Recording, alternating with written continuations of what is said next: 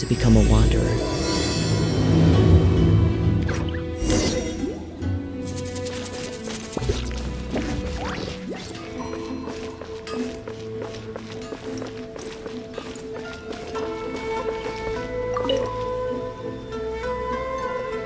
What if the Traveler is also unavailable? What am I supposed to do? Well, that's your problem. It was your choice to get into this mess. Oh, but fortunately for you, it appears your savior has just arrived. Ah, Traveler. Great, you made it. Well, it's not like you were ever really busy to begin with. Sango? Compared to the Traveler, you're the one who has too much free time. No, I'm very busy. I'm busy standing here. I have to stand here all day. Even if it's a commission you're unwilling to take, your excuse is just pathetic. Yes, that's why I've asked you to come over. Allow me to explain. A key member of the Tenryou Cmmission has recently gone missing. No one has seen them, and their whereabouts are currently unknown. The Tenryou Cmmission has entrusted us to find this person discreetly because it would be a hassle for them to look for this person openly for a variety of reasons. Their name is... Kujo-sara. That's right. The general has gone missing. If the general was really missing, the Tenryou Cmmission would have flipped Inazuma on its head by now. And do you think they would only commission us for a case like that? Please ignore Sango's nonsense, Traveler. In fact, the missing person's name is Shikanoin Heizou. He works as a special detective at the police station. Although his rank is merely a doshin, he is quite competent and held in high regard by the police station. Do they think he's more competent than me? We get that you don't want to help Sango, but could you at least try not to make things more difficult here? Sorry, Traveler. Even though I accepted the commission, as you can see, Sango's less than thrilled to be involved in this case. Nope, not even close. If you really want to know why, it's because I absolutely refuse to deal with that brat's nonsense. The only news that could make me happier than Shikanoin has gone missing would be Shikanoin has been missing for 100 years. Needless to say, Sango and Heizou have a bit of a history. Well, it's a little more serious than that. According to Sango, Heizou was an obstacle in her path to the Temple of Truth. Like a yappy dog that was constantly in the way. Even though Heizou has a unique personality, he's actually a nice guy. Really, I've learned a lot from him. So I can't just ignore this case, even if Sango doesn't approve. At the very least, I could entrust the commission to someone capable and trustworthy, like you, Traveler. Huh? No, it's not like that. Listen, I'll pay the entire amount originally promised by the Tenryou Cmmission, and I'll even personally throw in some additional funds. I'm really hoping you can take this commission, Traveler. If Heizou truly is in danger, I know he'll be safer with you by his side. Actually, we get along great, but Sango has always asked me to keep my distance and not to act like I know him in public settings. So, when people ask, I usually just say I've met Shikanoin a few times. If it hadn't been for today's incident, well, let's not get into that. Anyway, could you please help look for him? Well, that's about all I have to tell you.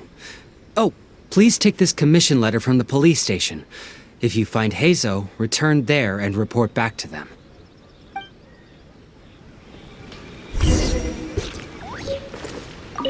You still haven't left yet. So perhaps you've changed your mind about looking for Heizou, huh? That would be best. Take it from me. Getting involved with that guy is never a good idea. Let me put it this way. It wouldn't bother me at all if he disappeared forever. That's my issue. Don't give me that look. Everyone's allowed to have a few people they can't stand, right? In any case, I guess you should get moving before the Shikanoin causes too much trouble. By the way, if you do happen to come across any signs of a most unfortunate demise, be sure to notify me. It'll bring me great joy.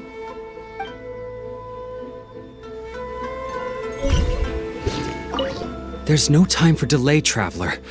Oh, I sure hope Heizou isn't in any danger. Oh, Heizou is quite the lively fellow. He's super talkative, active, and energetic, and he's always on the move. Sango always compares him to a buzzing housefly, which I guess must be because he can accurately sniff out every bad apple in the pile. In which case, Heizou isn't just some ordinary housefly, he's like the ace of flies. Even with his nose plugged, eyes blindfolded, and ears covered, Heizou could still pinpoint the bad apples. His skills are amazing. It's almost as if he relies on something other than just his 5 senses. You know, like a 6th sense. Or maybe it's pure intuition? Or he has divine favor? It's gotta be something like that. Sango always says I make a fool of myself when I talk. I guess she's right.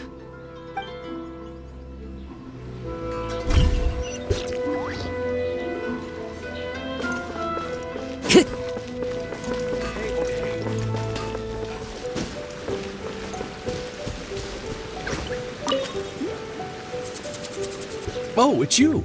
The captain of Swordfish 2? My name is Shibata. I'm in charge of the watch here. May I inquire as to what the captain needs?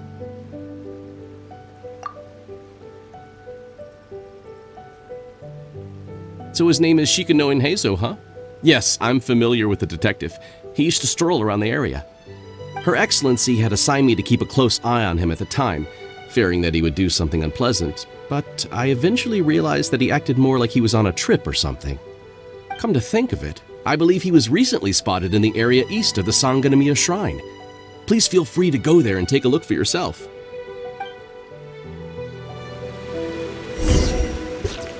If you're looking for the young detective, please go to the area east of the Sanganamiya Shrine.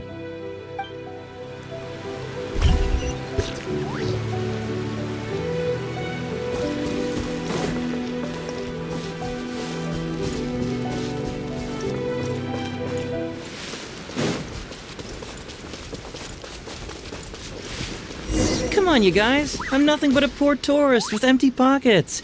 Please, you can just let me go. Shut up and stay put.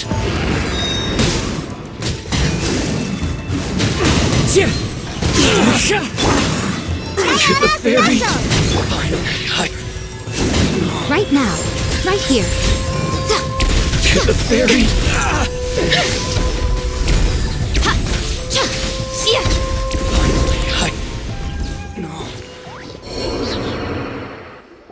Well, well, look who it is. I was wondering who could be valiant enough to wipe the floor with these guys so easily. Turns out it was the distinguished traveler. Really, I can't thank you enough. Of course I was aware of you long before you arrived in Inazuma. Though the Sakoku decree managed to keep the country locked up, it wasn't able to stop the incredible stories about you. Every day, all of those little stories would come scurrying over to my desk, like files with little feet. I was actually thinking about going to meet you once I wrapped up the business at hand. Who would have guessed that you'd show up first?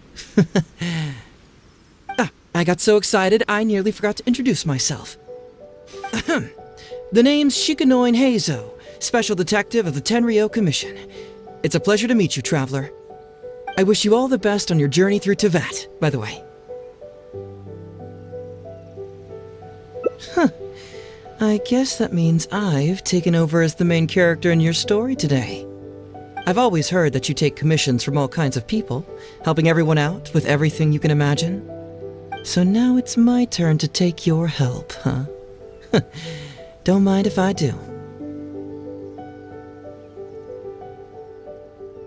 That was already obvious to me. It's no coincidence that you've arrived here. 'Cause that would be the stuff of an epic novel. The two protagonists of the story both travel to Watasumi Island by chance and cross paths as if by fate. The traveler from afar heroically rescues the weak and defenseless detective from the clutches of the ruthless Nobushi. Traveler, you are so dreamy. Unfortunately, though, I don't believe in coincidences. So, guessing you came to me on the police station's commission, didn't you? I'm a detective. Can you guess what gave it away?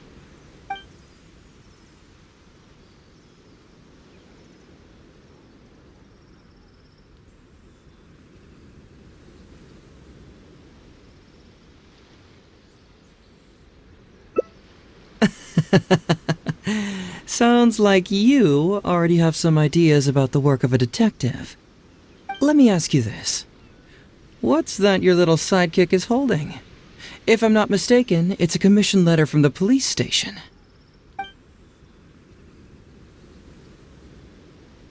What? Paimon's just here to take a look. And hey, who are you calling a little sidekick? Paimon was worried he might be in danger, so Paimon came to help. Why are you two staring at Paimon? Is Paimon not supposed to be here? Yeah, I'm also just taking a look. He can look, but you can't. Oh, come on. Don't be like that. After all, this is the first time I've seen a voice. I must admit, I'm most intrigued. Huh? Voice? What are you talking about? A vision is an external magical focus, right? Well, similarly, a voice is an external voice box. I've heard that the Traveler isn't very talkative, but given how chatty you are, you must be his voice, right? That sounds awful! Paimon's not somebody's voice! Paimon's emergency food!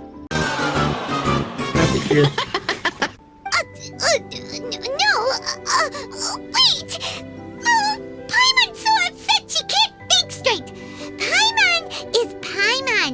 How dare you give Paimon such a terrible nickname? We came here to rescue you, but you actually opened the cage yourself. You were only pretending to be captured by the Nobushi, weren't you?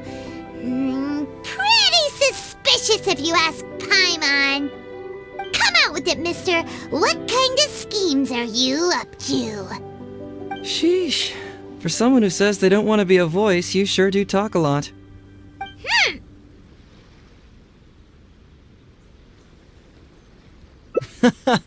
Well, let me think for a moment.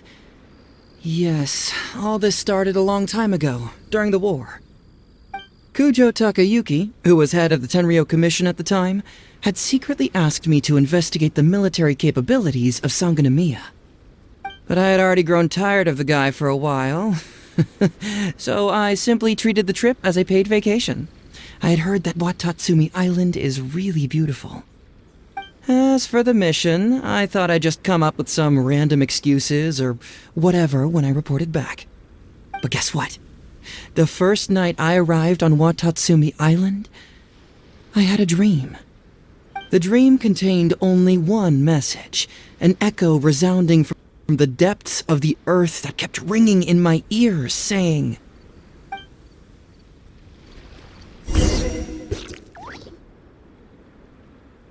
"Something vital is missing on this island." Isn't that bizarre? Something vital has gone missing on this island. Has something evaporated into thin air? What could it be? Paimon bets it must be something delicious.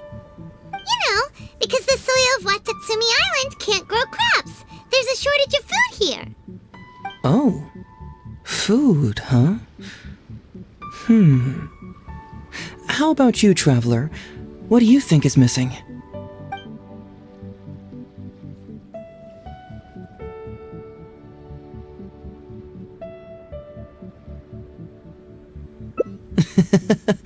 Perhaps Watatsumi Island doesn't value your little partner as much as you do. Well, as long as the Traveler still appreciates Paimon, then that's fine. Interestingly, I didn't have the same dream again after I left this place, so I became even more intrigued. Was this really just some random dream? Some people believe that dreams represent the divine's helping hand, which I suppose is understandable. However, if you ask me, dreams have nothing to do with the gods. Instead, they are flashes of intuition. It was my intuition telling me that there was something important about this island that, poof, suddenly vanished. So I decided to accept this little commission from my intuition and investigate to see if I could come up with any compelling findings. Unfortunately, the investigation has had little progress up to this point. Who knows? I felt there was something peculiar about them, so I pretended to get captured to see if there were any leads that would surface. And that's when you showed up. Nah, don't worry about it. These guys were just a bunch of small fries. Besides, your arrival is much more important to me. I have a feeling you can help me find the answer to my dream. So how would you like to partner up on this one? We can work together to solve the mystery.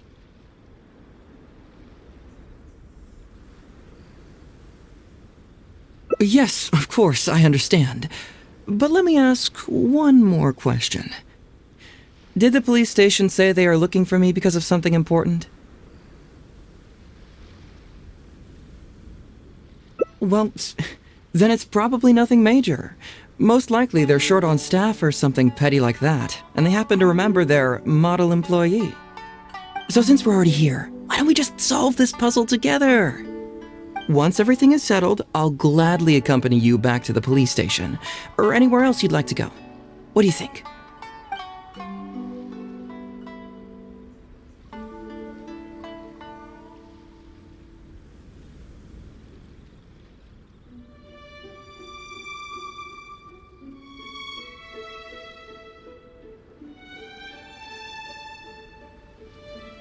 Someone concerned about my safety? Then it must be Ryuuji, right? I suppose if you insist. Alright, I'll accompany you back to the police station first. We can discuss the issue of Watasumi Island later.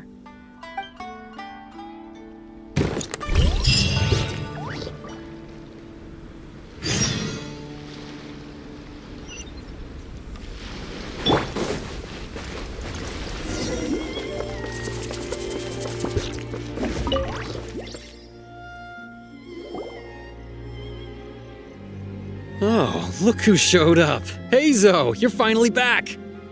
Listen, if you took any longer to come back, everyone at the police station would be toast. You say that every time I come back, Uesugi. However, something does feel a little unusual about the police station this time. Come on, would I ever lie to you? Madame Kujo-Sara is here and she's on the warpath, so be on the lookout. What's that lady doing here? Doshin Shikanoin, I see you finally returned. Please, enlighten us. What have you been doing recently? Okay. I was just out investigating a case. Don't give me that. I checked the records here. You didn't take any cases. Actually, it's a case of personal relevance to me. These two can attest to that. Traveler? Paimon, what are you two doing here? We're the ones who brought Heizou back. Brought him back? Can someone please explain? Well, Madame Kujo-Sara, because we couldn't locate Doshin Shikanoin, we commissioned Detective Ryuuji from the detective agency. Shortly after, Ryuuji returned to tell us, that he had given the commission to the traveler, and then... It used to be that the Tenryou Cmmission assisted others with disappearances, but it seems these days others are now assisting us. You've done it this time, Shikanoin. I think I've really seen it all. I mean, is it really so unusual for officers and citizens to assist one another? Yeah, it was kind of weird, but it was definitely only an investigation. He even pretended to be captured by Nobushi and treasure hoarders. Oh? Is that so? Well, since you are testifying for him, I suppose I won't ask any more questions. But since you're here, I have an extra favor to ask. I'd like you to be Shikanoin's temporary supervisor. It'll be your duty to ensure that he handles his case properly, and that he doesn't disappear and neglect his work again. I'll be sure that the police station prepares the appropriate compensation. Oh, yes, Traveler. I'm sure we'd all really appreciate it.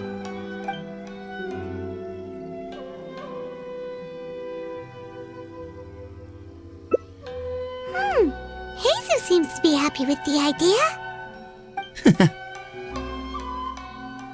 You should thank the Traveler this time, Doshin Shikanoin. Otherwise, I don't think I would have let you off so easily.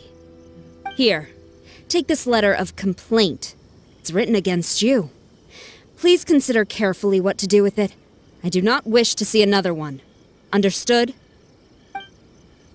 Huh? Someone filed a complaint? That can't be right. Why would there be a complaint letter? You must not be doing your job properly, and now you're attracting complaints. No, it really doesn't add up. You two don't get it. Although Madame Kujo-Sara just made some harsh remarks, we all know that Heizou-senpai is a real whiz when it comes to cracking cases. He's the biggest asset in our team. Several leaders have risen through the ranks as a result of his achievements. He's definitely no slacker. Then he must have gotten himself into some kind of trouble. Well, let me see what's the deal here. Oh, and since you agreed to be my temporary supervisor, you'll find the desk where new case files are kept right over there. Would you mind helping me check what cases I need to deal with? Of course, but first I have to confirm what's going on, and whether or not the letter's legit. Please, have a look at the case files first.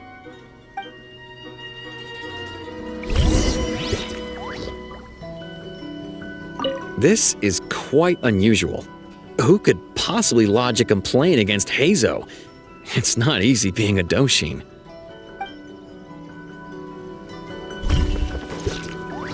Interesting. Even Doshin Shikanoin can receive a complaint letter.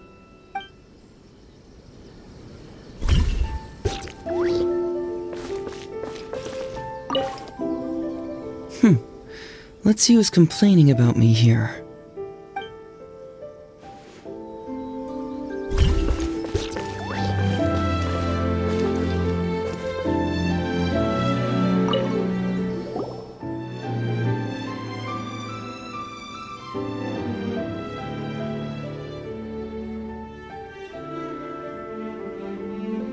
Heizou talks fraud? What's that? Sounds interesting, whatever it is.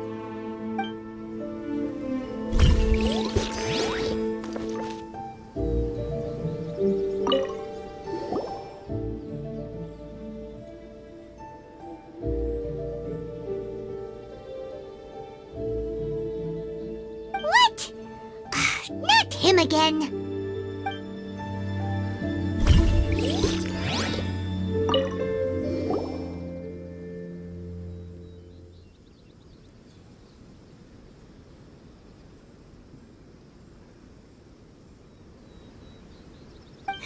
Give a dog such a strange name.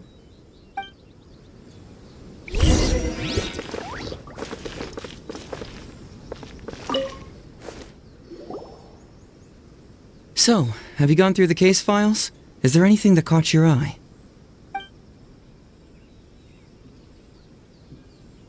Oh, have they approved it already? Huh.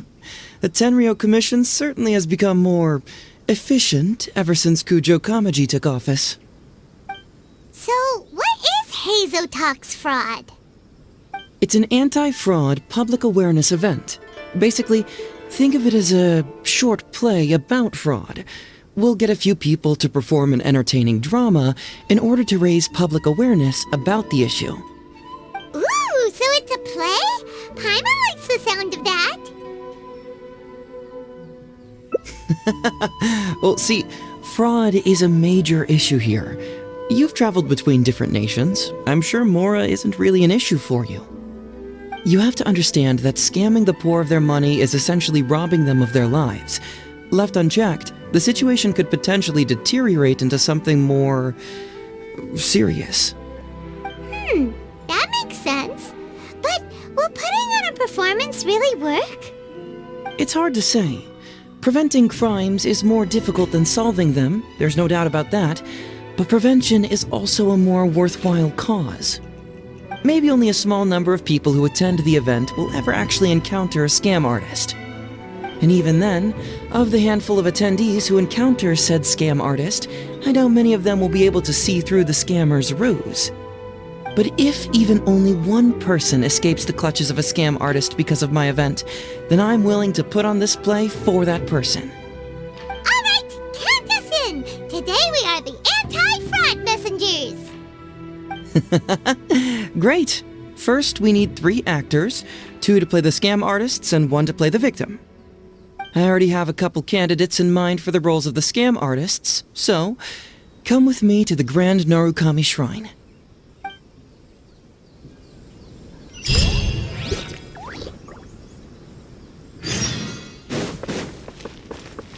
Time to go. Ooh, if we're going to the Grand Narukami Shrine, are you planning to recruit Nikke for your play? She'd be really good at acting. Well, I guess you'll have to wait and see.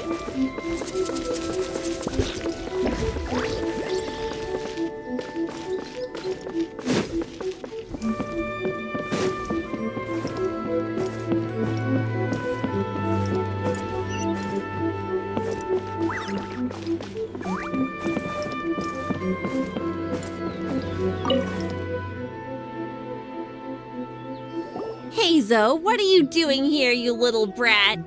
Oh, and the Traveler, too. So, I assume you're here to see Lady Yae? Hey, come on, cuz. Maybe I'm just here to see you. Don't play your little games with me. If the Traveler isn't looking for Lady Yae, then you must be here looking for Etsu, right? You still know me best, cuz. Please wait here. I'll go get her. Huh, so we're not here to see Nikke? Bummer. I'm flattered, but even if I wanted to, do you really think I could convince Lady Yae to join a little event like mine? Get the Traveler to ask her next time. He can do it.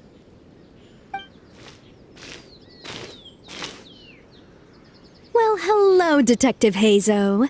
It's been so long since you last came to see me. You know, it's cruel to keep a girl waiting. Hey, community service isn't all bad, is it? I'm sure it's better than prison, at least. That's right. I was careless and found myself caught up in a case of fraud. Detective Heizou arrested me, and I was sentenced to prison. For the record, I'm not the one who technically arrested you. Oh, come now, Detective Heizou. Don't pretend like you don't remember the part you played. You have a cold heart, Detective. Colder than an icicle in the middle of winter. How would those Doshin have nabbed me if you hadn't provided evidence of my involvement and whereabouts, They were so bland and functional. Not like you, Detective. When you took me down, you knew exactly what you were doing. So, how did you end up here at the shrine? I'm here doing community service, of course. After all the information Detective Heizou managed to squeeze out of me, he promised to help secure a reduced sentence from the court. But in the end, they hardly reduced my sentence at all. Even after serving a lengthy prison term, I am still required to perform community service. I have to spend the entire day sweeping leaves or wiping floors. Just look at what the work has done to my soft and delicate hands. So, don't believe a word that comes out of his mouth. I helped you get community service because you were credited with assisting the investigation. But if you find it too exhausting, I can always send you back to prison again. Oh, come on, Detective Heizou. Now you're just toying with me. Don't give me that. Listen, I'd like to invite you to the anti-fraud event I mentioned last time. It's tomorrow night, and you'll be a VIP guest. Let's see. Appearing in the event would be equivalent to, 5 days of community service? How does that sound? Only 5 days? That's hardly anything. 5 days not enough? Okay, how about 4 days? Hey! That's a day less than what you just promised me, Detective Heizou. Oh, my mistake. 3 days. All right, I'll go. Just stop playing with my heart. And may I ask, will they also be coming as a guest tomorrow night? No wonder you're treating me so coldly today, Detective Heizou. Looks like you found someone else to keep you company. And what a charmer they are. I get what you see in them. I mean, you'd have to be blind not to. Atsu, now's not the time. If I hear you talking like that to my friend again, I'll make your community service even more unpleasant than your time in prison. Oh, I'm so sorry. I had no idea they were your friend. Really. Well, now you do. Just be sure you're ready tomorrow. I'll send you the location, time of the event, and the script, so don't be late. All right, on to our next candidate. He should be in town right about now.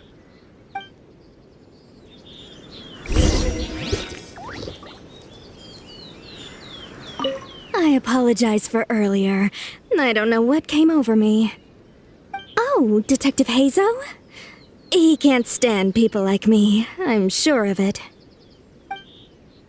Although he sounds polite and friendly, I can tell that he treats inmates convicted of fraud differently. He's really got something against us. Do you think he may have been defrauded himself before? Impossible. Who could ever be cunning enough to fool Detective Heizou like that,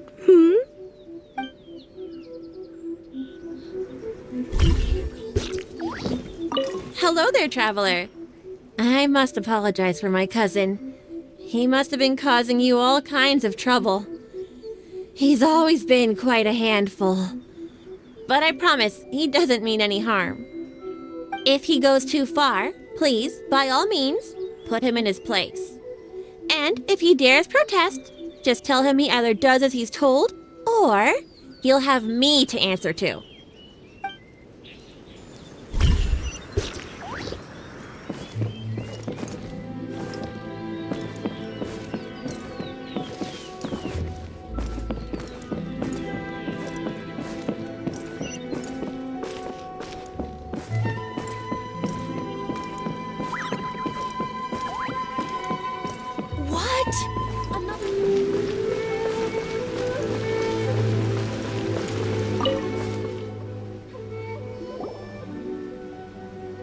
Mr. Iba, how are you doing? Oh, well, if it isn't Heizou. Thanks to you, I haven't kicked the bucket yet. Well, it's good to see you're alive. And well. All right, out with it. I know you wouldn't come see me for nothing. I see you're still sharp as ever, Mr. Iba. Look, have you had a chance to think about that anti-fraud event I mentioned to you last time? You can forget it. I'm pushing 71 this year. You think I want to make a fool of myself? Are you sure? You know, this event is very well funded. And now that the Sakoku decree has been repealed, I heard that your granddaughter Kazumi wants to take the chance to travel. If you participate, she can go without worrying about money at all. Huh? How did you know? Sure, I paid a hefty fine at the time, but I can still afford her travels.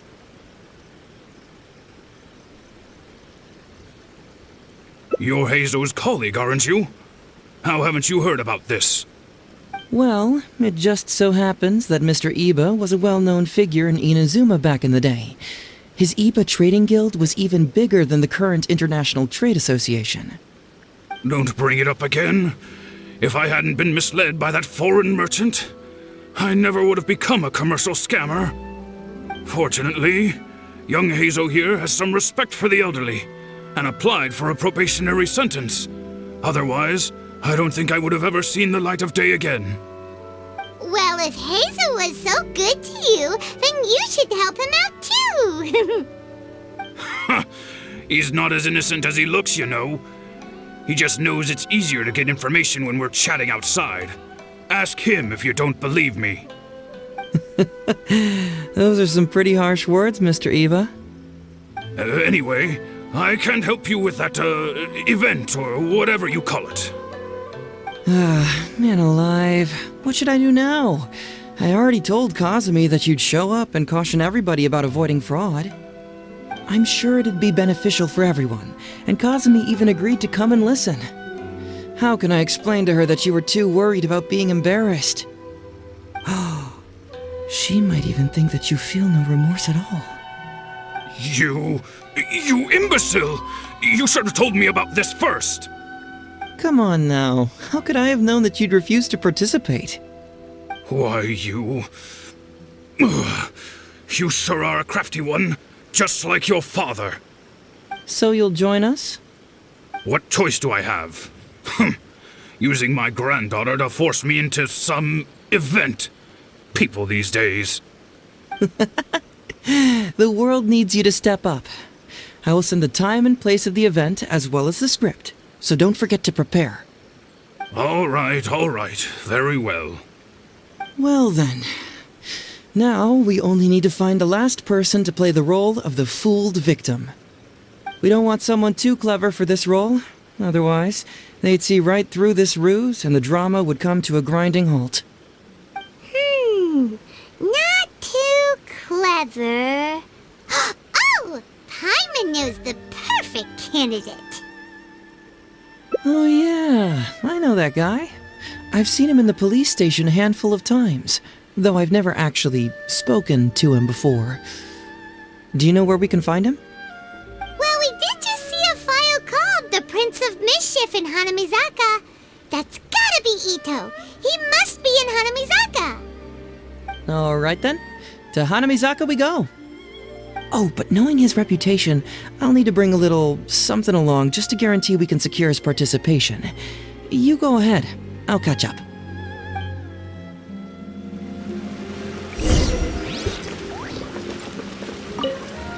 Oh, getting on the wrong side of Heizou really was a mistake. Huh? You two want to know what happened? Oh, there's not much to it, really. As soon as I heard Heizou was on the case, I knew it was over. I took the easy way out and confessed to everything. After all, what else can you do when a cyclone is heading your way?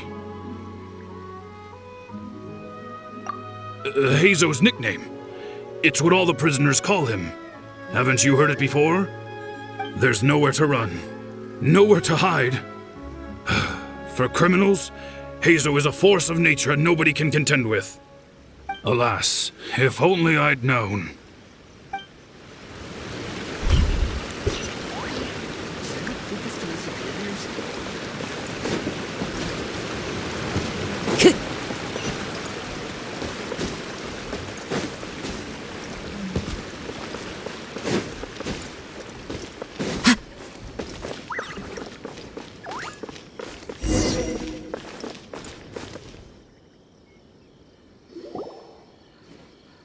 How about that, kiddo? My little Prince of Mischief's got some moves, huh?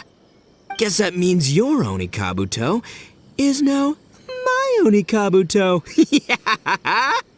Ito! What are you up to? Huh? Oh, Paimon, my compadre. This is a nice surprise. What brings you out this way? What? No, it's not. No, it's nothing like that. They let me look after their Onikabuto just for a little while for safekeeping, and then, once they've gotten stronger, they can come and take him right back. You win some, you lose some. That's right, my little guy. Good attitude. All right, see you around. Okay, yeah, bye. There's just no helping this guy. Oh, an anti-fraud event? I'll level with you, compadre. I have no idea what that is, but if you want me there, I can think of nowhere I'd rather be. Oh, except that there's this Oni Kabuto Battle Royale tomorrow night that I was planning on going to. Yeah, it's gonna be huge. No holds barred, winner takes home all the Oni Kabuto. And as you can see, my Prince of Mischief has a pretty good chance of winning this thing, so if it was any other day, you know? Do you think all of those Oni Kabuto together would be a match for my one? Here's a picture. Let me know what you think.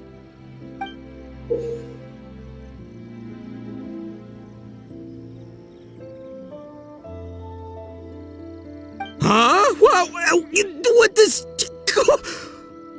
What is this? How'd it get so big? What are you feeding this thing? Look at those beautiful demon stripes, those razor-sharp horns. Is this the fabled Emperor Oni Kabuto? This is a small token we provide for VIPs. If you're willing to attend, then one of these will be yours at the end of the event. Whoa, okay, I'm there. Wait a sec, you look familiar. Who are you anyway? And furthermore, do Oni Kabuto really come in this size? You're not trying to con me, are you? Because the more I think about it, the more I'm inclined to think that you're a contestant in tomorrow night's Oni Kabuto Battle Royale! Yeah, you lost to me in a previous Beetle battle, and now you're trying to get the reigning champ out of the way. Without Prince of Mischief to contend with, you'll be free to sweep in and take all the Oni Kabuto. Am I right or am I right? Nice try, you little punk. 10 out of 10 for the pitch, but you picked the wrong victim. Okay. Then again, consider this. If your Prince of Mischief isn't competing, what's the point of me taking part? After all I'd stand to win is a bunch of puny little larvae. No? Well, you've stumped me there. You are completely right. I can't believe I didn't think of that. Sorry, my bro, my main man, my buddy. I had you all wrong. So, you're sure this guy's our best choice? Yeah, see? He was already wondering if you were trying to con him. Then allow me to introduce myself. I'm Shikanoin Heizou. I've seen you around a few times before at the police station. Huh? Oh, yeah, I remember now. No wonder you looked so familiar. You were that guy who was in for stealing other people's Oni Kabuto, right? Listen, Heizou, hombre, did you apologize to them? You can lose like a man, you can win like a man, but you can never steal like a man. And that's a little Ito nugget. Ito! He works there, for crying out loud! He's not one of your fellow inmates. What? Oh, jeez. What's wrong with me? How could I forget? Of course I know you. I remember you now. For real, this time. You're the guy who sells lavender melons at the station, aren't you? A lavender melon seller? At the police station? Don't be ridiculous! I know what I saw, okay? Several times now I've been sitting there starving in jail when this guy comes and slips me a few lavender melons on the sly. Didn't even want payment. Solid guy. Yeah, that was me. But it was only because your assistant, Kuki Shinobu, asked me to look out for you. What? So Shinobu was behind it? Wait, so hombre, you're not a lavender melon seller? Look, we're getting hung up on all the wrong details here. The important detail right now is that I am the host of tomorrow night's event. And if you show up, the Oni Kabuto in the picture is yours. Deal? Deal, done. But could I get another look at that picture first? Just a little peek-see? You'll have all the time in the world to inspect the real article once the event's over. Okay, sure, I can wait. So, hombre, is there anything I need to do to prepare? Because if I'm doing this, I'm bringing my A game, all right? No half measures here, I'm gonna do this right. He sure picks his moments to start acting responsibly. Okay, so for this event, you, my, bro, will be participating in a short anti-fraud play along with 2 other VIP attendees. The main thing we ask is that you just relax. Try not to be nervous. I have the script, right here, if you want to take a... Script? It sounds like someone's never seen the Arataki gang perform before, huh? Don't you worry, hombre. The Arataki gang is a little beyond the need for scripts. You'll see, this Onikabuto will be well worth your investment. You, don't need a script? Wow, well, now I'm excited. See you there tomorrow night. You bet, I'll be there. I'm gonna tell the gang about this too. They'll all be there to support us.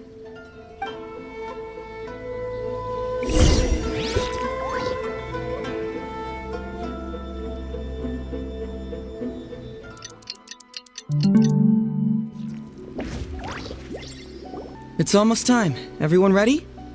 All right, then let's get this show started. Oh, I can't wait, Mr. Heizou. Let's get going, Heizou. Emperor Onikabuto, hang in there, Your Highness. I'm coming for you. It takes years to make a fortune, but only a moment to lose it all to a scam artist. Welcome to the first Heizou Talks Fraud. I am your eponymous host, Heizou.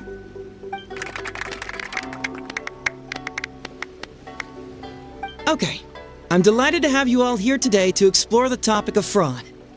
To help everyone avoid becoming the victim of scam artists themselves, we thought we'd invite several VIPs with a lot of experience in this area to perform a little play with an anti-fraud message. Please join me in welcoming to the stage Miss Etsu, Mr. Iba, and the venerable gentleman, Mr. Arataki Ito. Without further ado, let the show begin.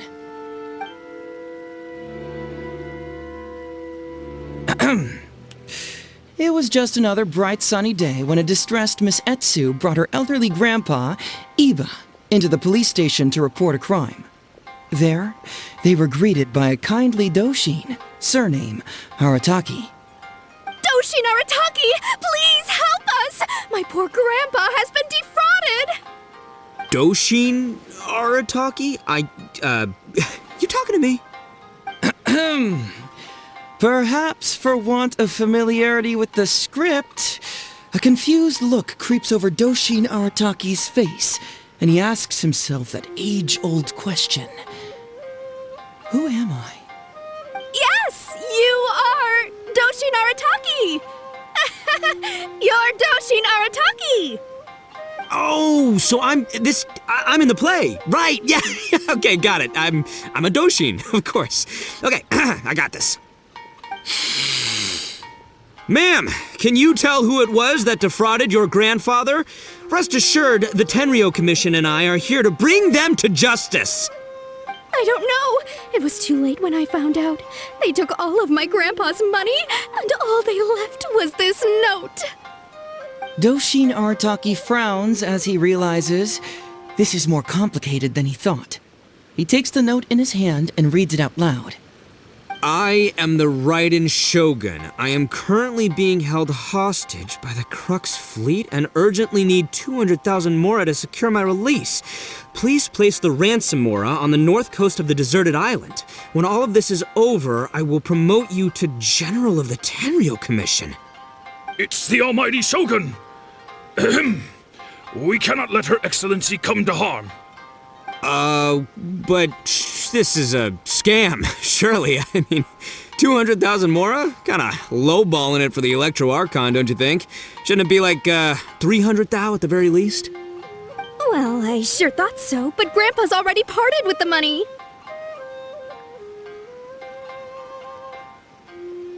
Well, then we gotta get it back. Is there still time?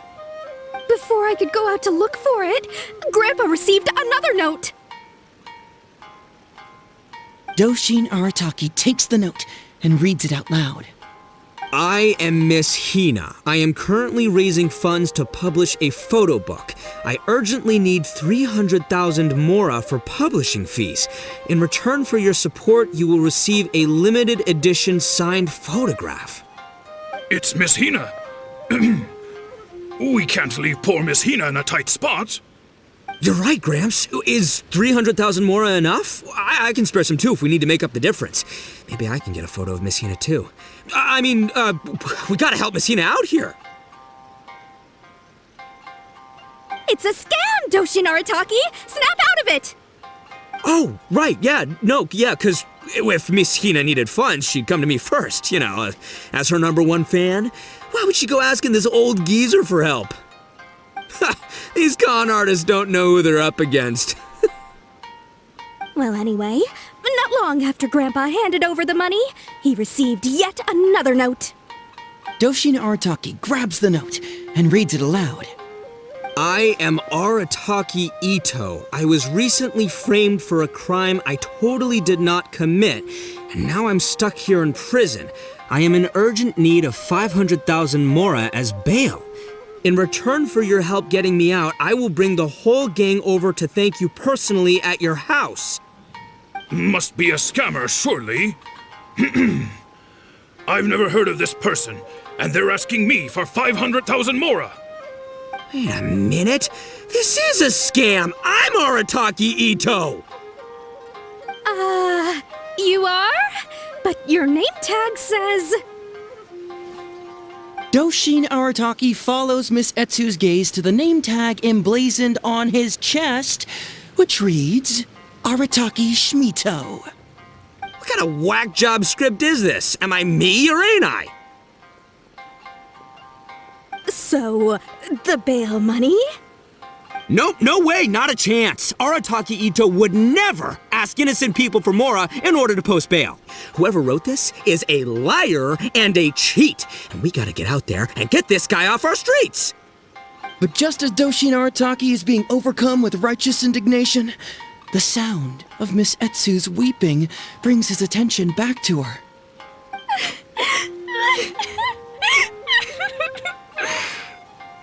Miss Etsu, don't you worry. We're gonna catch the people who did this.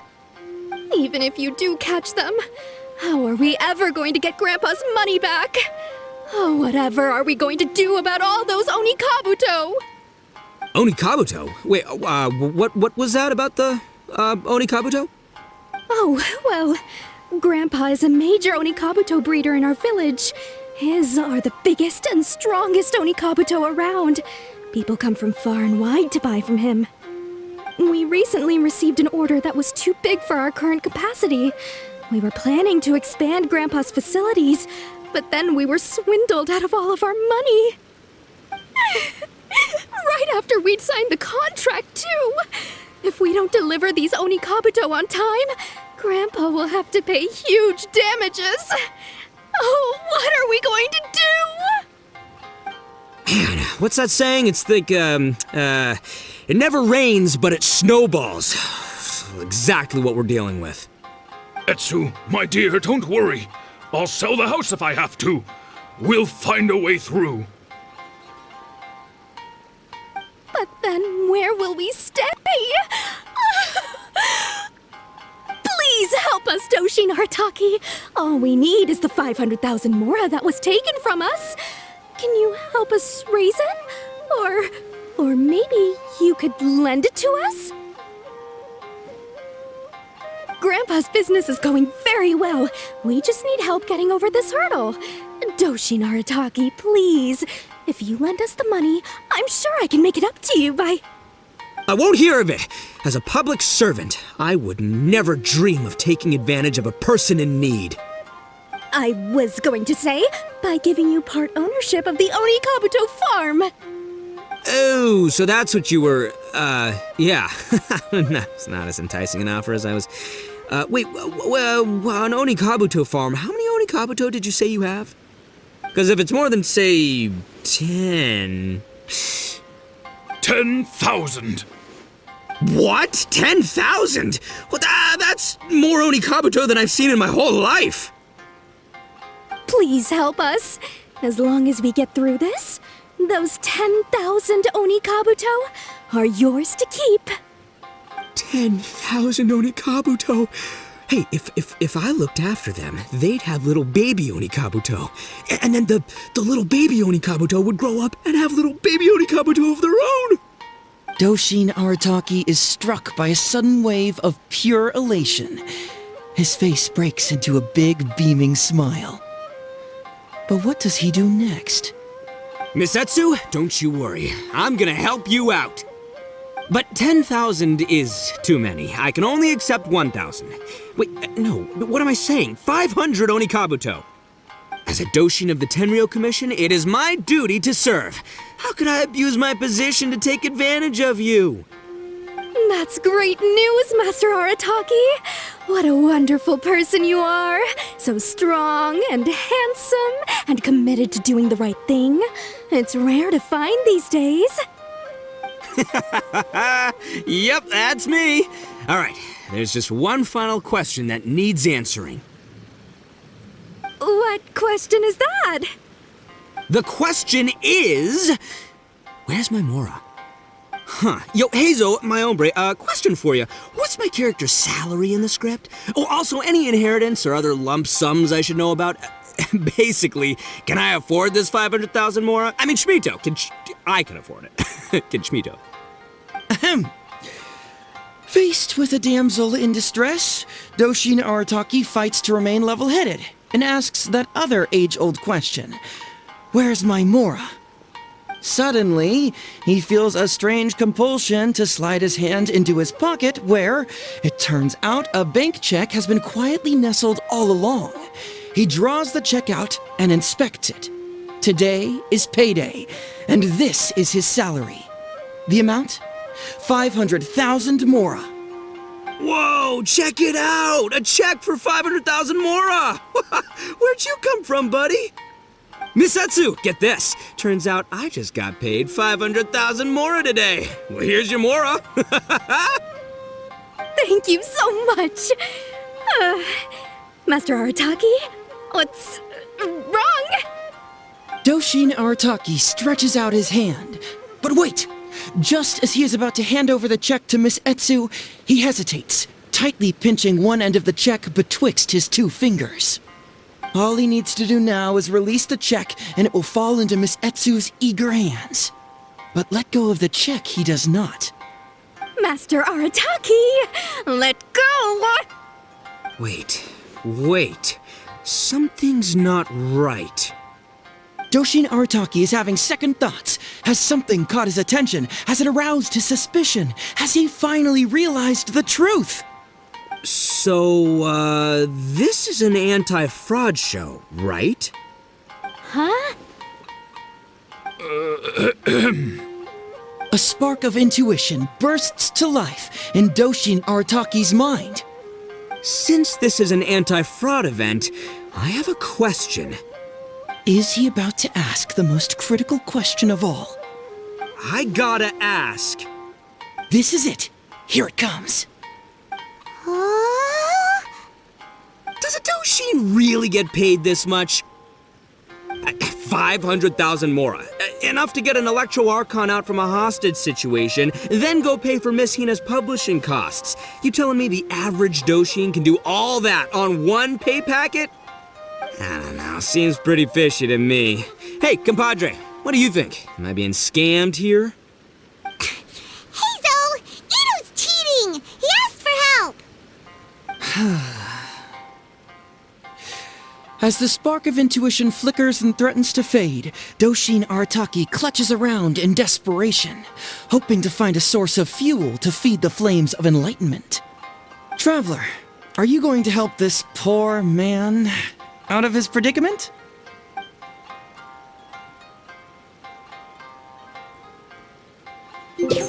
Follow my heart. All right, then. There's no way a Doshin makes 500,000 Mora in a single pay packet.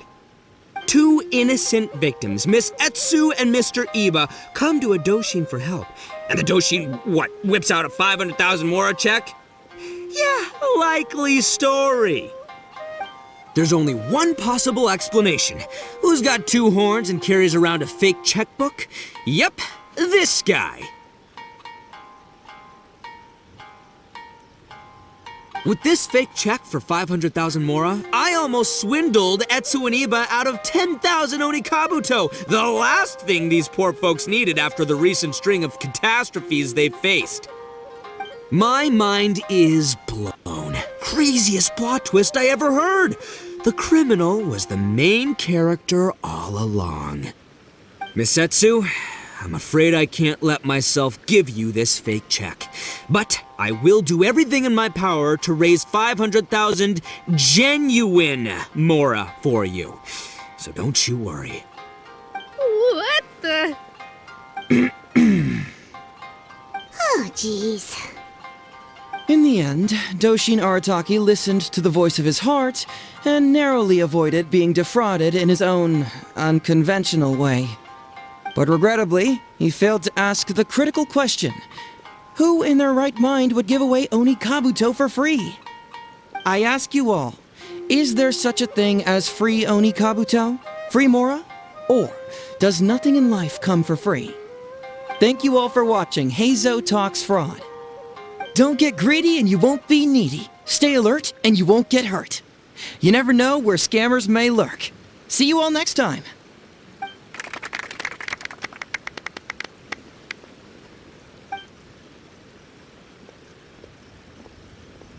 Wait, my man, what did you mean when you said I avoided being defrauded? I thought I was the fraudmeister here. Maybe someone should have read the script. Miss Etsu and Master Iba were the scam artists. Duh! You were the one they were trying to scam. What? Huh? I was being conned? Darn, I can't believe they got me. Well, you still managed to protect your money. In the end, they didn't succeed.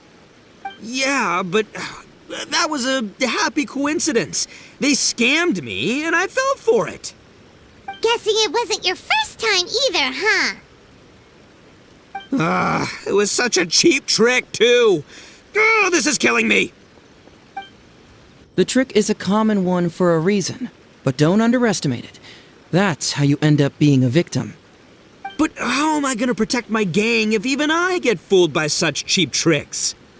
Don't blame yourself, old chap. In fact, you know what? I was also conned today. Yeah, me, of all people. Does that make you feel better? You too, hombre? No way!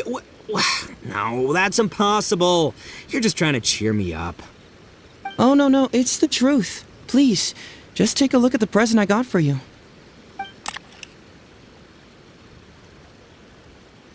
Wait, why can't it move? That's just it. I'm sorry to say, it's just a figurine. What? A figure? You mean it's a fake? Yeah, and it's all my fault. I was duped by the Onikabuto vendor's false advertising. What a colossal fool I am. Taken in by a common street vendor? Ugh. So you really were conned, dude! Let me take a second to let that sink in. Gotta say, although I didn't get my Emperor Onikabuto, somehow, knowing that even Heizou got conned kinda puts me back in a good mood. It's, strange. Maybe I'm sharper than I'm giving myself credit for. Great minds think alike, so, me and my hombre here, kinda equally matched. Hey,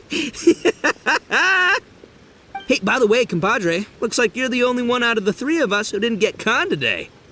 But you better watch out. We got fooled not because we were stupid, but because those scam artists are some crafty dastards. I want you to have this figurine as a reminder of the fact that today, Heizou and I both got conned, but we both grew a little wiser too. I hope that whenever you see it, you'll remember how cunning those con artists were, and how difficult it was for Heizou and I to see through their schemes. Then, you'll always keep your wits about you, and you'll never become a victim yourself. Yep, that's right. No one will ever manage to con you.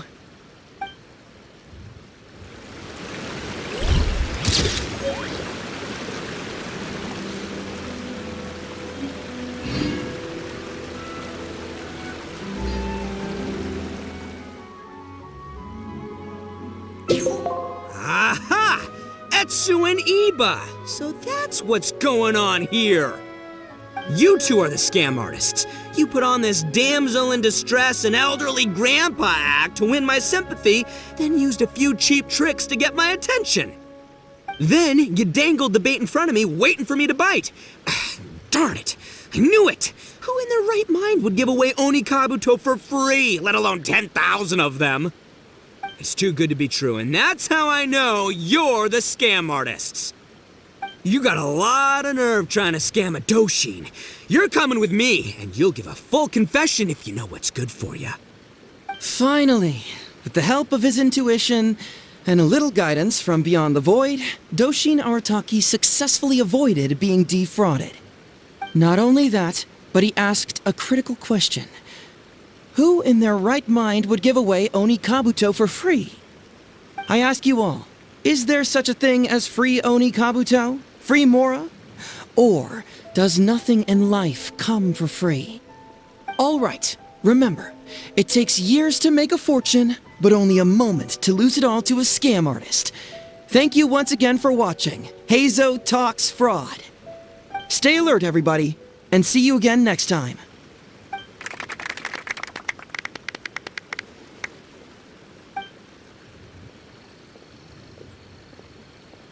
So, how's my acting? I think I did just fine without a script. Those two would-be scam artists need to up their game if they want to have a chance of taking me down. Hello? Without that hint from the Traveler, you would have handed that cash away without a second thought. Right, yeah. I should thank him for the timely hint. But I pretty much knew off the bat that something fishy was about to go down, so, it was just a matter of time before I saw right through their scam. Seriously, oldest trick in the book. Who's gonna fall for that? Old tricks they may well be, but the reason they've stood the test of time is that the ideal victim is always out there somewhere. People who are behind on the times, naive, socially isolated, or have cognitive deficiencies.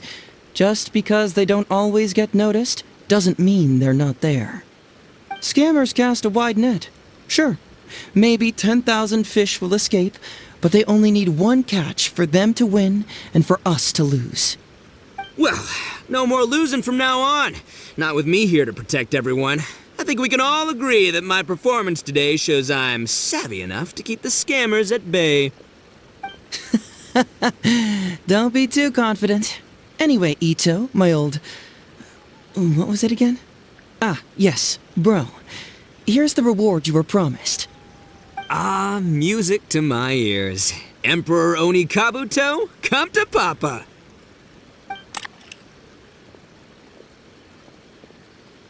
Oh, look at those sharp horns and those beautiful stripes. Well, hold on. Heizou, my hombre, why won't it move? Hey, bud, move! Oh no, I think this one might have, joined the big beetle battle in the sky. It's a figurine, so not the moving kind. What? A figure? So, it's a fake? Man alive, you seem a little surprised. Wait, you didn't actually think this was a real Oni Kabuto, did you? No, surely not. Ito, old chap, you must have seen from the photograph that it was a figurine. Don't tell me you didn't notice. Really? You little punk! Give me my Emperor Oni Kabuto now!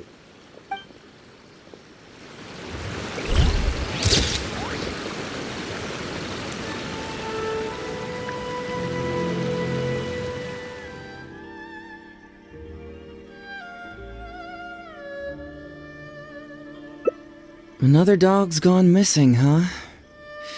I know that the detective agency regularly receives such cases.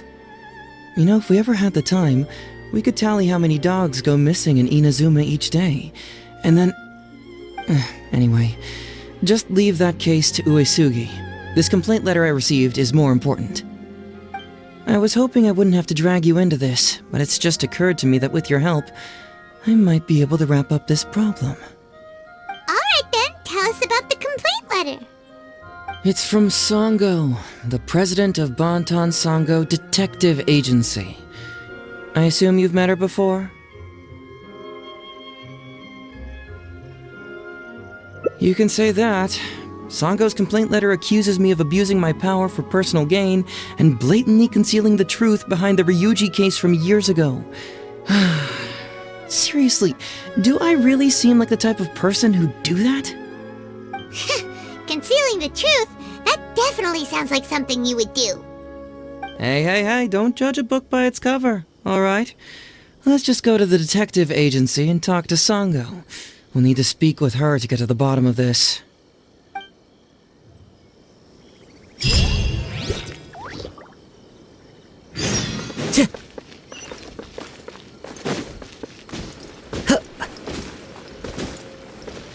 Time to go.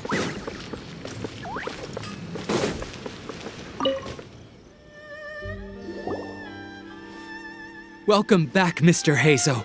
I'm glad you're all right. How about some tonkatsu? You must have missed the taste of home after so long. Maybe next time, Ryuuji. Seems like somebody's been expecting me. And I'm afraid they're only going to be disappointed once again. Well, look who it is. The great Detective Heizou. What nonsense were you talking about just now? I've been worried about you, you know. So much so that I took the trouble to write that heartfelt letter to the Tenryou Cmmission. Well, was it sufficiently flattering for you? Uh-oh, they're at it again. Let's not waste the traveler's time, Sango. Just tell me, what do you want? Fine by me. My request is simple. Disclose all the details of the Ryuuji case. It's time you stop hiding the truth and let me investigate it thoroughly. First of all, that case has already been solved. Second, I've disclosed everything the police station has on the case. And third... Enough! You can only fool Ryuuji with that. If you don't want to cooperate, I can assure you that I will write more letters to the headquarters of the Tenryou Cmmission. I will not give up on this case. Wait! Hold on! Can someone please explain what's going on here? Paimon doesn't have a clue what you two are talking about. All right, let me explain. Several years ago, a terrible murder took place in the police station. I was still working at the Tenryou Cmmission then, and the victim was actually my dear boss. Due to various factors, I was deemed to be the top suspect, which is why it's called the Ryuuji case. Also, Heizou wasn't a part of the police station back then. He was a detective at the agency. Which at the time was called the Bonton Sango and Heizou Detective Agency. Huh? That's crazy! But, wait. Then why did Heizou leave? After the incident, I was quickly convicted and sent to prison. Fortunately, Sango then promptly proved my innocence and caught the real murderer. But that murderer was actually just a dummy to throw us off, am I right, Detective Shikanoin? Sango thought that everything went smoothly, so much so that she suspected the real murderer was someone else. Of course, Detective Heizou was also helping with the investigation, but after a long time, he still came up empty-handed. Later on, he decided to join the police station to continue his investigation on the inside, which is why he left the detective agency. Ha! That's what I thought too. I was foolish enough to believe that Detective Shikanoin and I shared a common goal. But I was wrong about him. He has no sense of loyalty at all. He just wanted to become an official as a means of gaining fame and fortune. Come on, stop exaggerating. Let me set the record straight here. First, I joined the police station long after that murder case happened, and it had nothing to do with any inside investigation. That's just somebody's wishful thinking. Second, purely out of curiosity, I did investigate the case later from within the police station. My conclusion was that the suspect Sango had caught was in fact the real murderer. And lastly, when Sango didn't buy my conclusion and asked me to disclose all related case files from the police station, I did exactly as she asked. I didn't hide anything. He's lying right through his teeth. That's it. I want this to end once and for all. Since the Traveler's my supervisor today, they have complete access to all the police station's files. If he's willing to help re-examine the case and arrives at the same conclusion that I did, then you won't have to doubt me anymore. Whoa. Huh? Unless you don't trust the Traveler. Come on, say it. It's not about whether the Traveler's trustworthy. I'm just wondering if you will interfere somehow. The thought never even crossed my mind. You have to swear that you will not mislead the Traveler by any means, and let him investigate the truth on his own. No problem. Cross my heart, hope to die. Well, Traveler, are you willing to help me with this? Will you agree to re-examine the Ryuuji case and find the truth? You can bill me later for however much you'd like as compensation. Sango, really? However much they want? Money is valuable, no doubt. But pursuing the truth is the reason I started this agency. The Ryuuji case is the only case I failed to solve. I am willing to give you anything.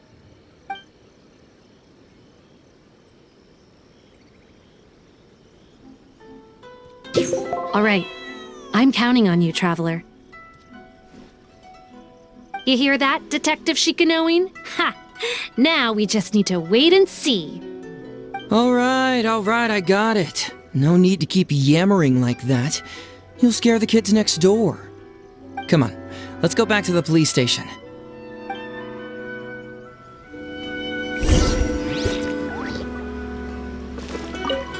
Traveler, I believe you can find out the truth. That Shikanoin is hiding something. I just know it.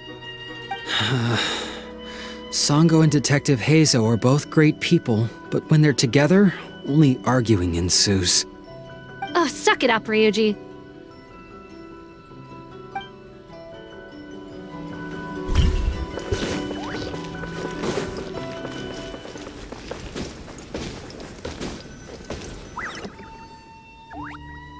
All right, hang out here for a sec.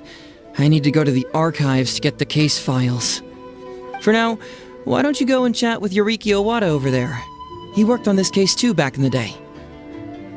No, you misunderstand. It's not that I want you to look into this. It's just that you're the only one who can.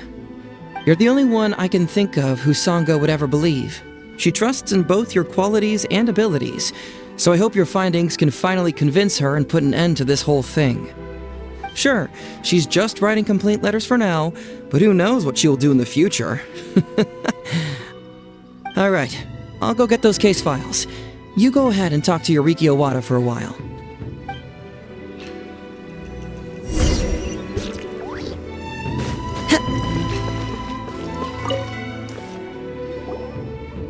Oh, hello there. The Ryuuji case. Oh, so you want to reinvestigate that one? That was several years ago now, but I still remember it clearly. It's pretty hard to forget something like that. Especially when the victim was the head of this police station. His name was Takatsukasa Isamu, the younger brother of Takatsukasa Susumu, head of the Takatsukasa clan. He was really one of a kind. Decisive, brave, and smart. He was much younger than me, and already had quite a reputation. I'm sure he would have gone far in the Tenryou Cmmission, if only he was still alive. What a shame. Who would have guessed someone was plotting against him? People will believe anything they hear. Everyone in the police station knew that Ryuuji saw Takatsukasa Isamu like a father. Ryuuji was an orphan, you know. Before he joined the station, he had been taking odd jobs here and there. It was Isamu who really took him under his wing. Ryuuji was simple and not particularly bright, but he was very loyal to those who treated him well. He's also hard-working. Isamu must have seen these qualities in him and decided to keep Ryuuji by his side. Ryuuji worked with him for years after that, and was even promoted to be his personal assistant. Do you really think Ryuuji would do anything to harm him? So, then why was Ryuuji convicted? Even Paimon can tell that's a mistake. Well, here comes the interesting part of the case. Within a week, and before all the loose ends had even been tied up, Ryuuji received his conviction. Moreover, it was signed by Madame Kujo Sara. What? Why would Sara do something like that? I'm getting older now, and my eyesight is poor. I can't see too clearly anymore. Hey, come on, Yoriki Owada, there's nothing to see. It's obvious that the Kujo clan did it. You can't just go around saying things like that, Wisuki. Those were just hearsay. There was no evidence. That's not true. Traveler, you may be unaware that the Takatsukasa clan has always been assisting the Kujo clan in the Tenryou Cmmission. But who doesn't want to be the boss, right? And Takatsukasa Isamu was the key figure for the Takatsukasa clan to bring down the Kujo clan. At that time, no one was held in higher regard than Isamu. So, naturally, the Kujo clan saw him as a potential threat. Kujo Takayuki must have been planning it all along, that rascal. Takayuki is able to control the Takatsukasa clan as long as he's in power. But by the time he retires, Isamu would have been at the apex of his political power, while Masahito and Kamaji of the Kujo clan would still have been too young. The two of them wouldn't stand a chance against Isamu. You think Kujo Takayuki would simply sit back while Isamu gained traction? So he decided to strike first. You youngsters and your conspiracy theories. No, it's true. It's the only way to explain it. Otherwise, why would an impartial person like Madame Kujo-Sara sign Ryuji's conviction so quickly? They had to find a scapegoat to pacify the Takatsukasa clan, so Kujo Takayuki must have told her to sign it immediately. I'm not accusing Madame Kujo-Sara of anything, mind you. I respect her very much. But maybe she had no other choice. What do you know? I'm sure Madame Kujo-Sara must have had her own reasons. The guy was a forensic expert who worked in the station named Shiroyama. I have to admit, he wasn't easy to track down. That Sango really is something, though. She caught him without even breaking a sweat. It turned out that after poisoning Isamu, Shiroyama secretly took the poison to Ryuji's place in order to frame him. Later on, the poison was also found in the forensic office, but that was already after Shiroyama's death. He confessed everything in a testament. That's right. He hung himself in the forensic office not long after Sango was on his trail. Probably because he knew it was only a matter of time before he would be caught. Of course, he didn't admit whether he had been prompted by Kujo Takayuki. He took the responsibility alone. I bet Kujo Takayuki promised him a sizable compensation. After all, Shiroyama had a family to feed. There you go again, pulling conclusions out of thin air. There wasn't any evidence of that at all. Listen, I can almost guarantee that it was the Takatsukasa clan who invited Sango to investigate. We all knew that Ryuji was just a scapegoat. You think the Takatsukasa clan wouldn't figure that out? They're not stupid. So, they were suspicious of the Kujo clan and invited Sango to take the case. However, the Kujo clan were still a step ahead and were able to remove themselves from the situation before the whole thing blew up. They drove Shiroyama to take all the blame as well as his own life. A perfectly clean cut for the Kujo clan. With Shiroyama dead, there was no one left to testify. Even the Electro Archon herself wouldn't be able to do anything. You make up stuff faster than a politician. It's a wonder nobody's asked you to be an advisor yet. Hey, that's their loss. The whole thing is starting to sound complicated. Hey, I brought the files. I bet you got quite an earful just now, huh? But don't believe everything they say. After all, people can tell you anything, and it's hard to separate truth from rumors without facts. So what really matters is the case files.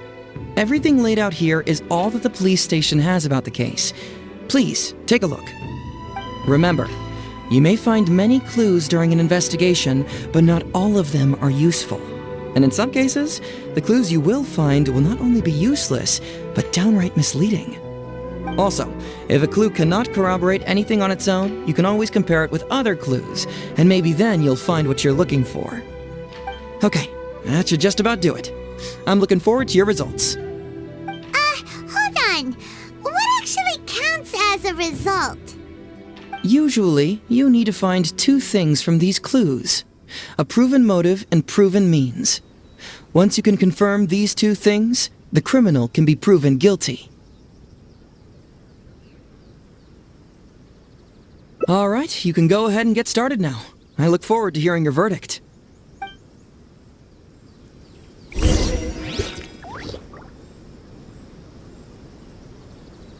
Hey, Traveler. Investigating a case isn't so easy, is it? Don't worry. I'll tell you all you need to know. Huh. Sango? The Takatsukasa clan really hired an amazing detective, didn't they? She comes to the station to submit applications every now and then, and has been constantly requesting to reinvestigate the Ryuuji case. But Heizou has always prevented her from doing so. I really didn't expect that she'd go as far as writing a complaint letter, though. Phew, she's relentless. As for why Heizou Senpai has been keeping her away from the case, I think he's afraid that Sango would be putting herself in danger. After all, we're talking about the murder of an important man. That can be deep water if you're not careful. Sango may run a detective agency, but in the end, she's just an ordinary person. Well, not exactly. I've pretty much seen them argue every time they meet. But Heizou might still consider her as an old friend. I heard that he used to work with Sango. Sometimes he'd ask me to hand over less pressing cases to the detective agency. I guess he just wants to support Sango's business. Heizou Senpai is a good person, there's no doubt about that.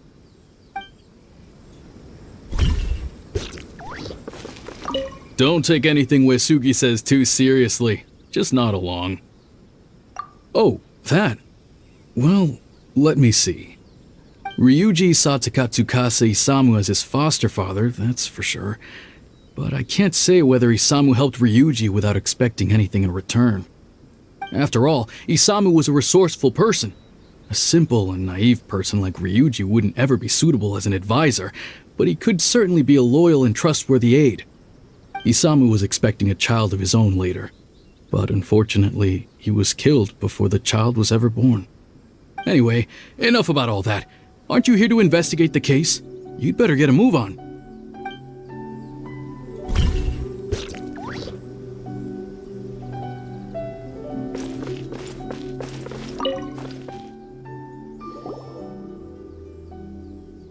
So, what did you find?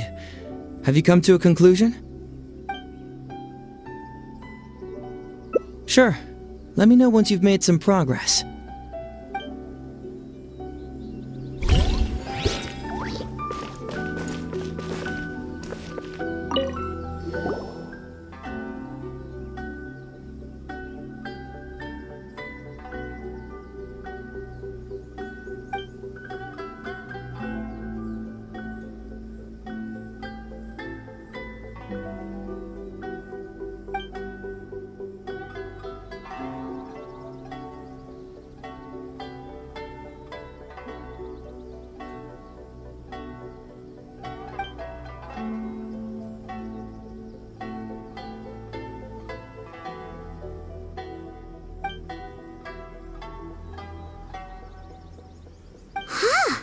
So Shirayama's conviction was also signed by Kujo-Sara, just like Ryuji's.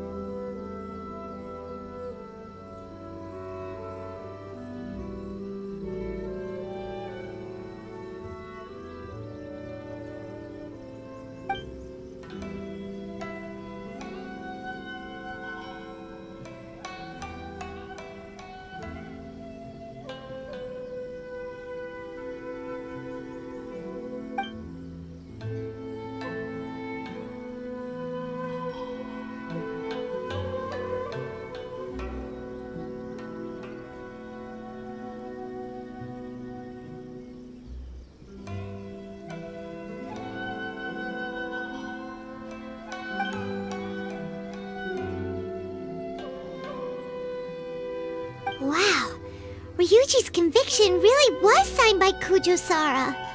But now we know she had it wrong!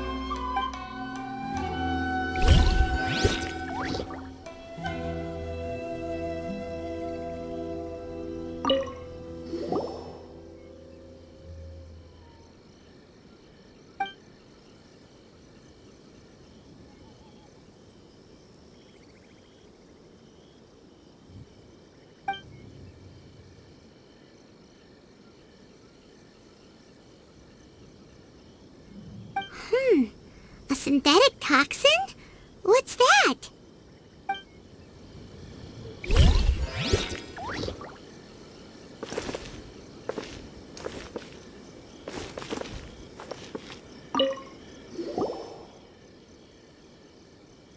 Huh? That's weird. There's nothing here. This must be some of the false information that Heizou told us to look out for.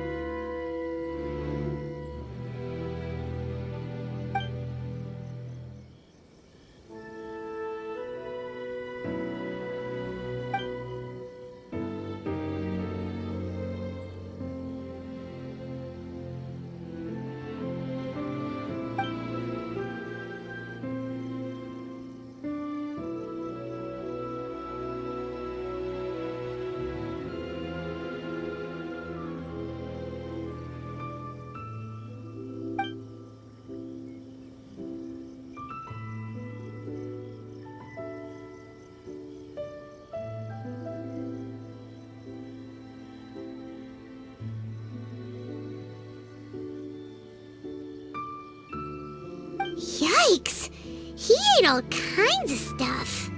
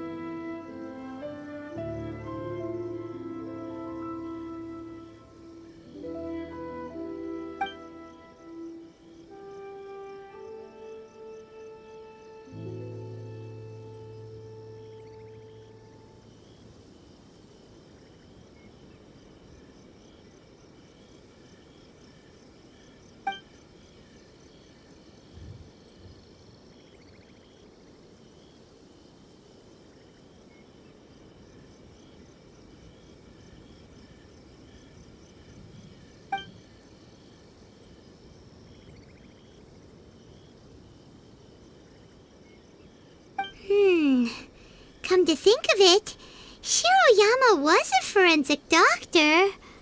He could easily pull off something like this.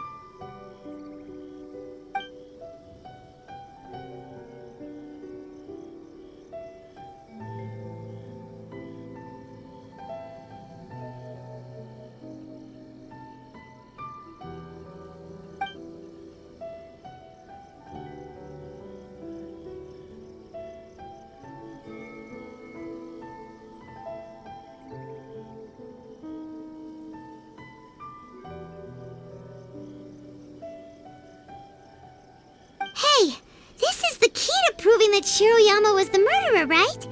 That is, if he was telling the truth, of course.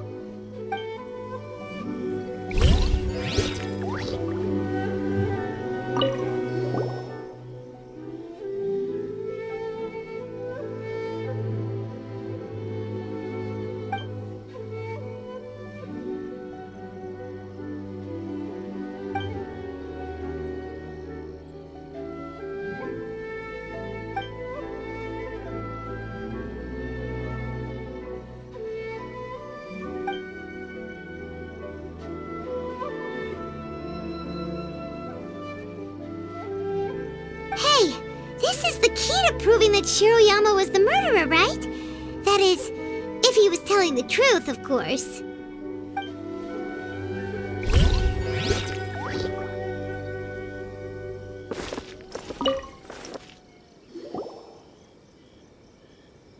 So, what did you find? Have you come to a conclusion? Really? You found the criminal's motive and means that quickly? Awesome. All right, let's talk about the motive first. What clue reveals the criminal's motive?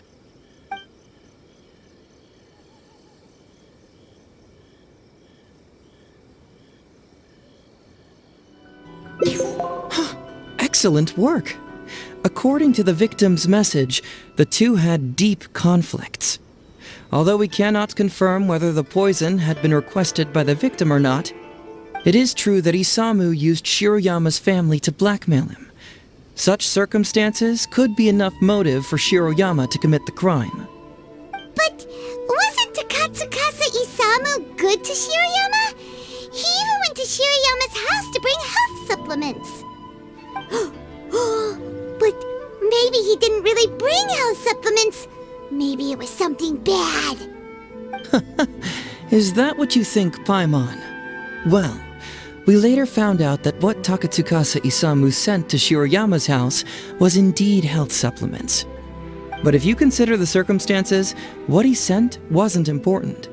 What was important is that sending the supplements was actually a dangerous signal. Isamu was essentially implying, I can put anything in your wife's supplements at any time. If you really care about her safety, then get me what I want. So scary! Your assumption sounds like a real threat! You're not really that dark inside, are you? You don't really catch criminals by standing in the light, do you? Basically, these two clues work to verify each other, and the murderer's motive is confirmed. Now, all that's left is the means of the crime.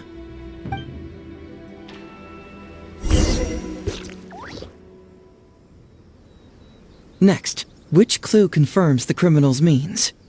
So, what did you find? Have you come to a conclusion?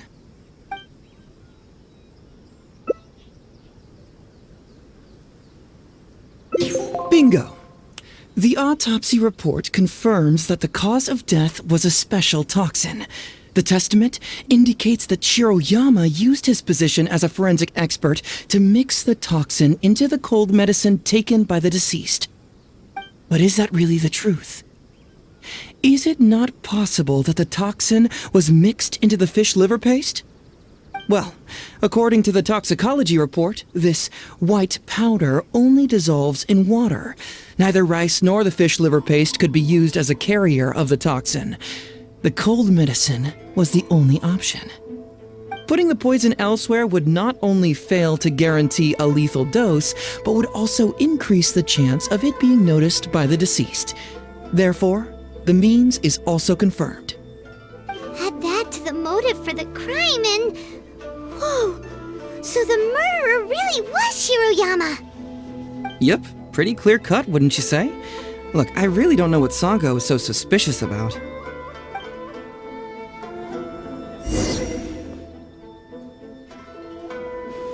Yeah, it's pretty clear cut. Huh.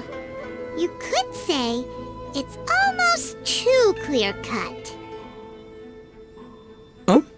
Well, let's hear them. Maybe I have answers. What's bugging you?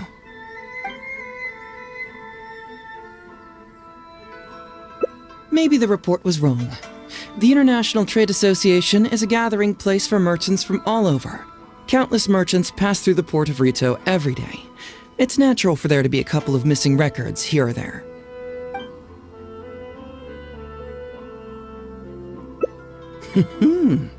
Very nice.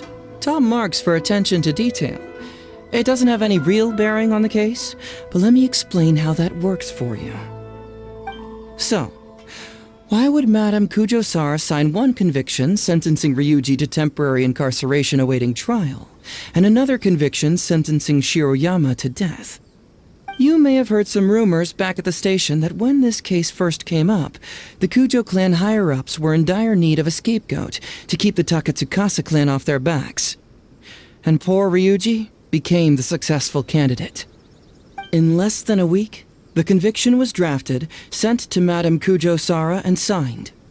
Allegedly, she knew what it was about as soon as she saw it, and signed it with no questions asked. But anyone who buys this story clearly doesn't know that much about Madame Kujo-Sara. She's the most principled person in the entire Tenryou Cmmission, for goodness sake. So, how would she respond to a case filled with unanswered questions and no confession from the suspect? Oh, you mean... Exactly. Before she signed it, she changed Ryuuji's conviction from the death sentence to temporary incarceration. Ryuuji escaped a disastrous fate without ever realizing it.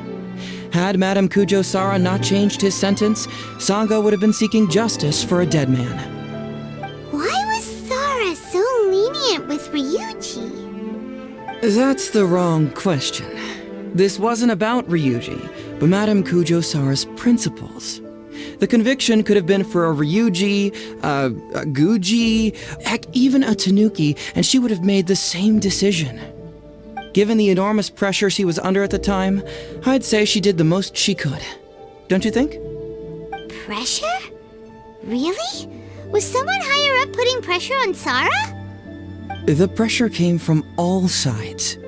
The deceased was the leader of the police station and the rising star of the Takatsukasa clan. All eyes were on this case. How this became reduced to the unimaginative rumor that Madame Kujo-Sara convicted Ryuuji under pressure from her superiors, I have no idea. Ugh. Rumors here, conspiracy theories there. Lies at every turn. Fortunately, Madame Kujo-Sara works in an open and transparent manner and pays no heed to rumors like this. She just rolls her eyes and forgets all about them. Just because she has never publicly clarified the truth doesn't mean she was hiding anything. So when I asked her about it, saying it was relevant to a case I was working on, she just told me how it was. Believe me, in this case, more than any other, I have checked every last detail. This also puzzles me. Maybe someone doesn't want us being privy to the content inside, or maybe Shiroyama tore a bunch of pages out by accident. But regardless, this isn't essential to the case. Like I said before, a lot of what comes up in an investigation is irrelevant information.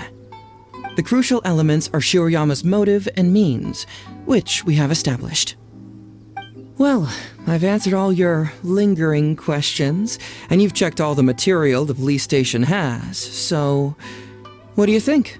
Case closed? Paimon still feels like something doesn't add up. But then again, Heizou did give us all the files the police station had. Ugh, this is annoying. I don't follow. Enlighten me.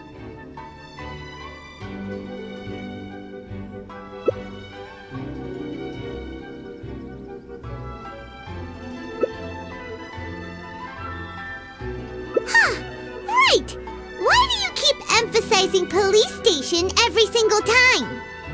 You tell me. Why do I keep emphasizing police station every time?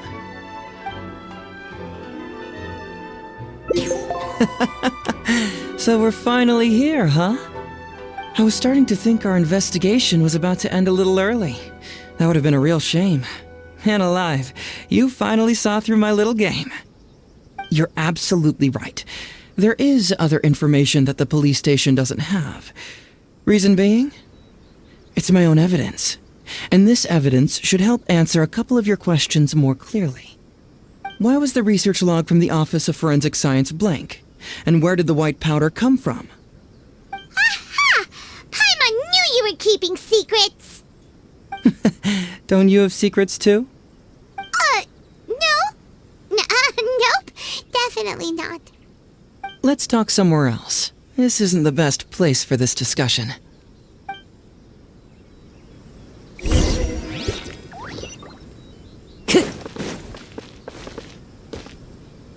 Hey, traveler.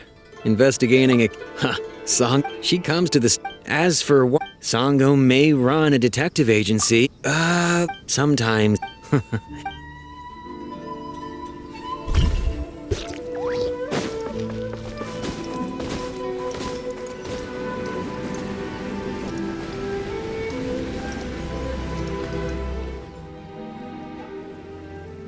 This is a quiet spot. Let's talk here.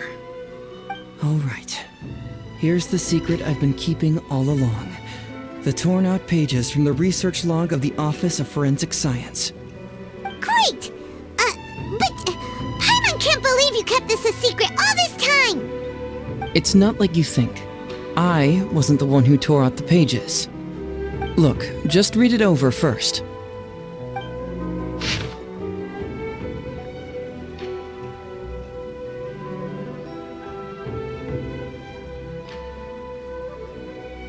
Finished?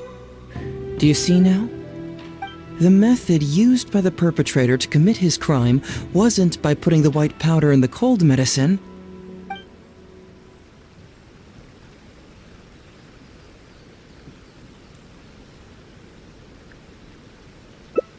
That's correct. The white powder was Shiroyama's invention. As a forensic doctor, he provided a special cold medicine for Takatsukasa Isamu. The autopsy report showed that this medicine contained a high volume of acidic fruit and vegetable extracts. Then, he tricked Ryuuji into sending fish liver paste to Takatsukasa Isamu. When the two substances were taken together, a toxic dose of the substance formed in his body. This is the real modus operandi. Oh, that's awful! One was medicine, and the other was an expensive nutritional supplement. Both completely harmless. True, both are harmless on their own, but when combined, poof, that's it. It was not him who wanted to hide it, but the person pulling the strings behind him. Huh. You mean there was someone else pulling the strings? Aren't you curious where I found these pages from the research log? It was in Kujo Takayuki's secret warehouse. After I found the missing pages, I did some digging around and found out that Shiroyama had worked for Kujo Takayuki before joining the police station. The Kujo clan secretly provided Shiroyama with funds to study forensic science. I guess you could say that Kujo Takayuki's investment paid dividends in this case. Of course, I had only learned all of this after the Vision Hunt decree came to an end. Kujo Takayuki had lost his grip on power, and the Tenryou Cmmission was undergoing a general reshuffle. To avoid coming under suspicion, Madame Kujo-Sara put me in charge of building a case against Kujo Takayuki. I found a huge stash of fish liver paste in his secret warehouse. Nothing hugely incriminating about that, of course, but I still took the trouble to open each and every package until finally, I had to concede that this really was just a huge stash of fish liver paste. But then, underneath the floor tiles, where the fish liver paste was stacked, I found a secret compartment with this torn-off research report lying inside. So it was him who wanted to frame Ryuuji all along. What a nasty piece of work. Let's review the whole case from the top. First, Takatsukasa Isamu, for whatever reason, noticed Shiroyama's talent as a forensic doctor and asked him to develop a special poison on his behalf. But Shiroyama was already working for the Kujo clan, so he refused. Takatsukasa Isamu wasn't about to take no for an answer, and that's where things took a dark turn. He twisted Shiroyama's arm by making a veiled threat to harm his family. All Shiroyama could do was to secretly report everything to Kujo Takayuki. When Takayuki learned what was happening, he instructed Shiroyama to pretend to cooperate with Takatsukasa Isamu, then kill the latter with the white powder once it was fully developed. Meanwhile, Ryuji's only role in this case was to deliver the fish liver paste to Takatsukasa Isamu on Shiroyama's orders, completely unaware of the fact that he was being used as a pawn and that this was a key ingredient needed to create the poison. After the incident, Kujo Takayuki hoped to make Ryuuji the fall guy, until the death sentence was stalled when it reached Madame Kujo Sara. In the meantime, Sango had begun her own investigation. Kujo Takayuki grew nervous that the truth would get out, so he threw Shiroyama to the wolves, hounding him to death and erasing all traces of contact between the two. And yet, he wanted to keep this secret formula, so he hid it. Greedy guy, that Takayuki. He must have wanted to have it on hand just in case he needed to employ it again in the future, and make someone else disappear. This Kujo Takayuki is an evil lunatic! We've got to report this to A. Whatever his current punishment is, it needs to be 10 times worse! That would be practically impossible. One research log found in his warehouse doesn't prove anything. Even I can think of 100 excuses. Besides, Ryuuji directly contributed to Takatsukasa Isamu's death by delivering the fish liver paste to him. The fact that he was unaware of the true nature of the situation doesn't matter. But he's still innocent, right? Isn't it just a coincidence? Paimon really doesn't get how the law works. Legally speaking, the judge would most likely rule that it was accidental. But in practice, Ryuuji may still have to end up shouldering some responsibility.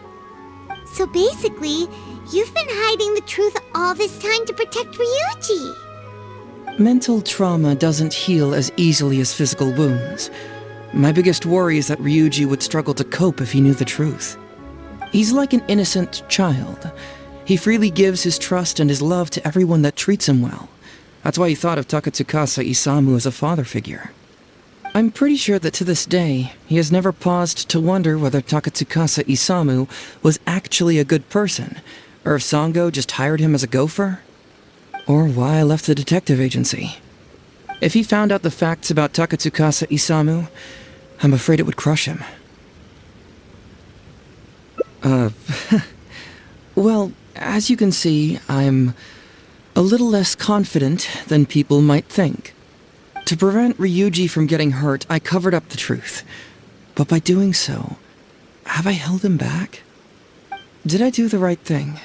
I couldn't turn to anyone for help, and everyone around me thinks I'm so smart that I should just be able to handle every case on my own. Even if I tried to discuss it with them, they'd just say, "Don't be ridiculous, Mr. Heizou, no problem's too difficult for you." But you're different. Unlike them, you don't have that kind of prejudice towards me. You've traveled far and wide and have had all kinds of experiences. It must have taught you a lot. Most importantly, my intuition tells me that you're someone special, that I can trust you and that you can help me. Right? So, I'd like you to be the one to decide whether we should expose the truth or not.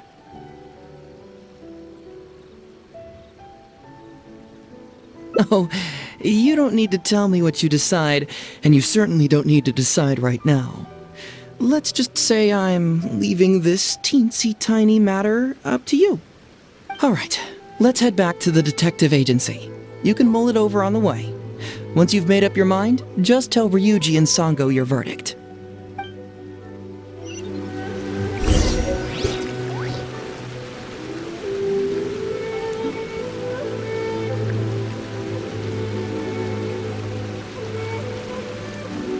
Time to go.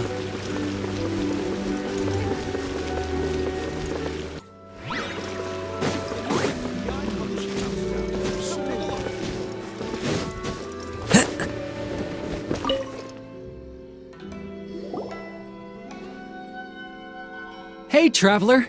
Hey, Detective Heizou! You're back already, huh? I bet you're tired. Well, I just bought some tonkatsu. Care to join me? There's plenty for everyone. We'd love to! But wouldn't you like to hear the results of our investigation first? No matter what you were able to find, it's all in the past and won't ever change. So I think we'd better chow down first. Besides, if Sango's not happy with the results, we might not have anything to eat later. Come on, Ryuuji, pipe down. Let's hear the Traveler's conclusion first. Okay then. Over to you, Heizou and Traveler. Don't worry, just tell us your findings. Everyone trusts you, as do I.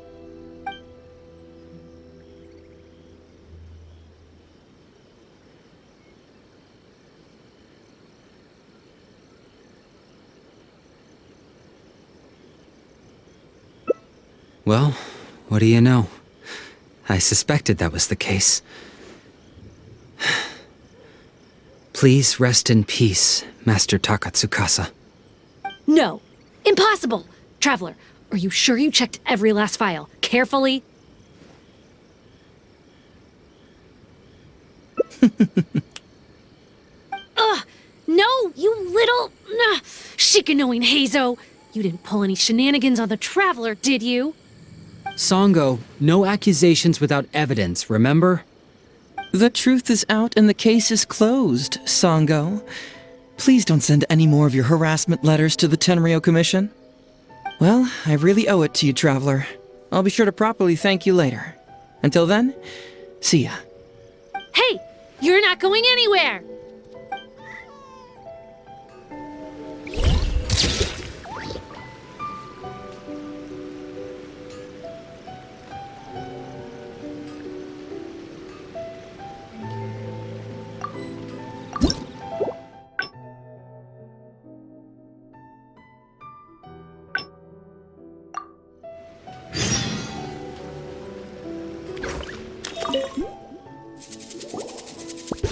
Hey, Traveler! Hey, Detective Heizou!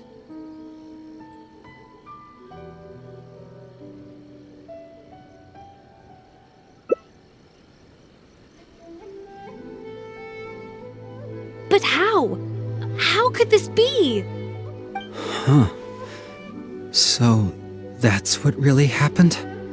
Ryuuji, I know it's hard to accept, but... Wait a minute. Sorry, I have quite the stomachache. Sango, can I take the day off? Sure, of course. Take the week if you need it.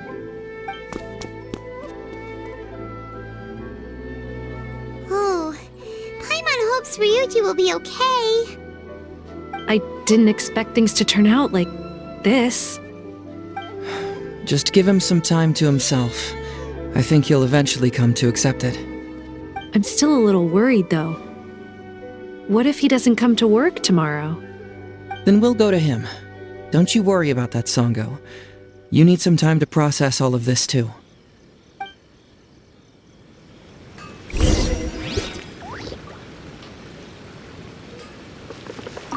I'm at a loss for words right now.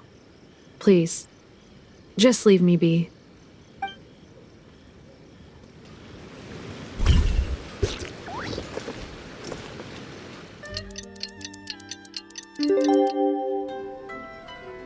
Ah, you're here. Don't worry, Ryuuji came earlier this morning. I guess he can handle a lot more than I'd thought. I was honestly worried he'd suffer a breakdown. But as of today, it seems he'll be fine. He went over to Natsuke Nogen Crafts to buy something. Let's go find him then. Shall we? Before you go, Heizou, I kind of understand now what you meant when you left. Oh, really? I'm happy to hear you say that. All right, time to find Ryuuji.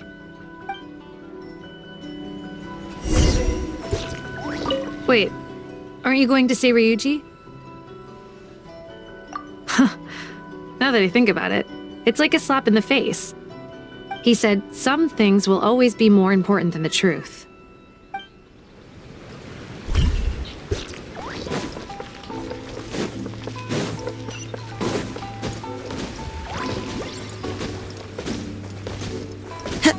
Look! There's Ryuuji! With a little kid, too! Is he buying our toys? Uncle Ryuuji, was my daddy handsome? I've never seen what he looked like. Of course. Takatsukasa Isumu was a very handsome man. Also, it's not uncle. Call me brother. But you look so old. Well, I'm still your brother.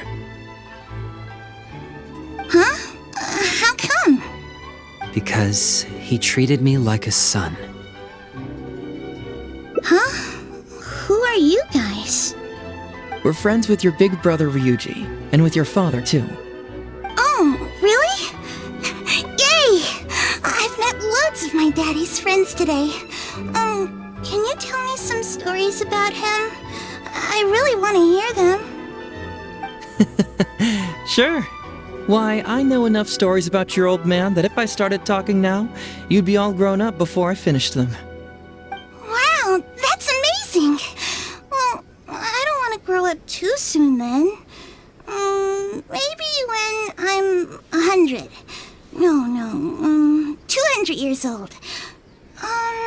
No, 300 years old.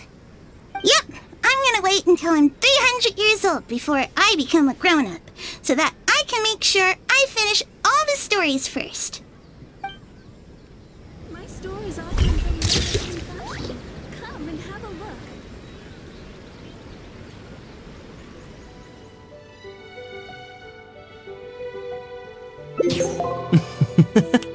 It's a deal then, partner. So, let's get started, shall we? First, we can search the camp for clues.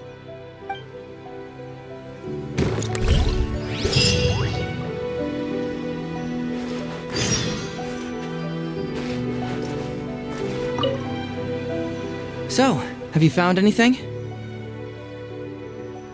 Good. Better get a move on. I've already noticed a few things of interest. Let's meet back here later.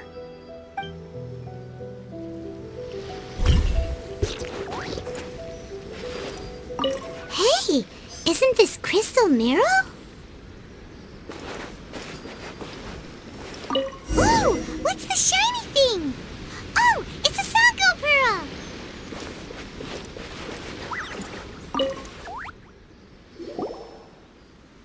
So, have you found anything? Yes, I've found pretty much the same. And there really are a lot. Aren't these all super expensive? Oh, these must be the valuable things that went missing from the island! That's it! The Nobushi must have stolen them all! I don't know if I'd go that far. The Nobushi would be very hard-pressed to find many opportunities to get their hands on commodities like these. Huh? What do you mean? Did the Nobushi gather all this themselves? No, that's unlikely. Crystal marrow is a rare material for crafting weapons, and Sango pearls are an even more precious commodity. Here's what I think. Due to Watatsumi's poor soil, the island's economy is quite fragile and heavily reliant on the trade of these special resources. So, it's absolutely vital that they keep them under lock and key and well out of the Nobushi's reach. Which means they got lucky with a huge batch like this. My guess is they ambushed a caravan. If we go ask around the Sangonomiya Shrine, we can find out if there have been any recent instances of caravans being plundered. Perfect. I knew you'd be a huge help. Well, duh! The Traveler is Paimon's companion after all.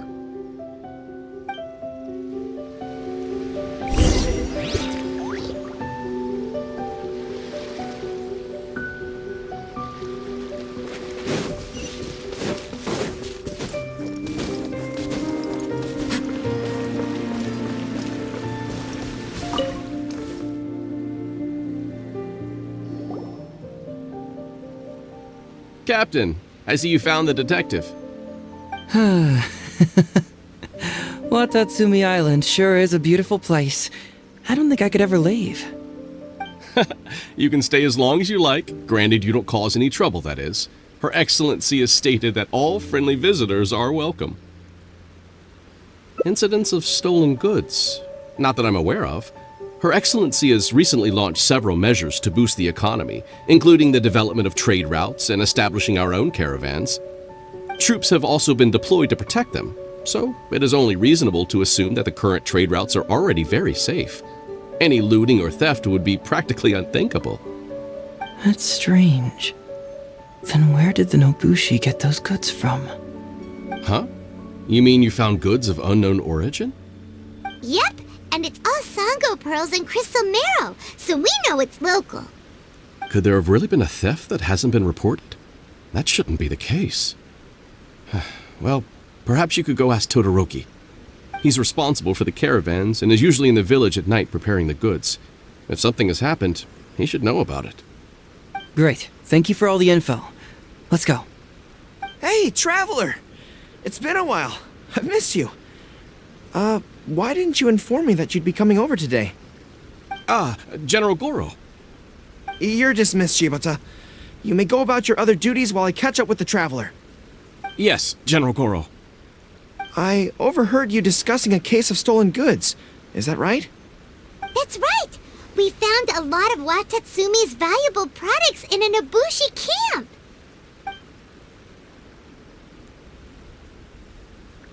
I see. So you've come to ask if we know of any relevant cases.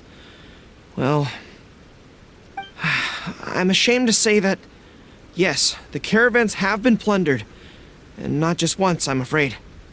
We had already dispatched additional forces to protect the caravans, yet the crooks still managed to get away with the goods. And you're concerned that if this kind of news were to get out, it would undermine the confidence of other caravans. So you didn't make it public, and instead kept the news to only a select few. That's correct.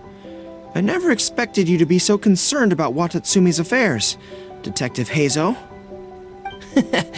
Just a force of habit, really. As a detective, I notice these kinds of things. Oh, so you two already know each other? Actually, I've only heard of Detective Heizou from the soldiers' reports. We've never met in person. Darn it. You're right. Now that you mention it, I've been on Watasumi Island all this time and still haven't properly introduced myself. Man alive, please forgive me. It's a pleasure to meet you, General Gorou. I'm Shikanoin Heizou of the Tenryou Cmmission. Yes, it's a pleasure to meet you too. I'd like to express my gratitude to you for stepping in and helping recover those goods. Don't mention it. You never know what you'll find when you're out for a stroll. But if the source of the problem is not addressed, I'm afraid this sort of situation will continue cropping up for you. Yes, of course. Not only have we reassured the affected caravans, but we also dispatched personnel to investigate the culprits. The reports indicated that the stolen goods were being delivered to a merchant of the International Trade Association named Godot. It all seems pretty unusual. We suspect that there are bigger players behind Godot, and that their target is none other than Watasumi Island's valuable resources. But unfortunately, it would be difficult for us to investigate further, given that Rito, the island where the International Trade Association is located, is not part of your territory, yes. They have cleverly picked their base of operations. I can see you catch on quickly, Detective Heizou. It's my guess that you're telling us this because you're going to ask us to assist you in finding who's behind all this, right? You're always thinking one step ahead. Yes, those were exactly my intentions. And of course, we will prepare a generous reward for you. The recent end of the war, trade and commerce have now become an important component of Watatsumi Island's development. Ensuring safety of the trade routes is critical, and we can't afford any further incidents. So, will you please help Watatsumi Island, Detective Heizou? I'm willing to assist, but it all depends on what he wishes.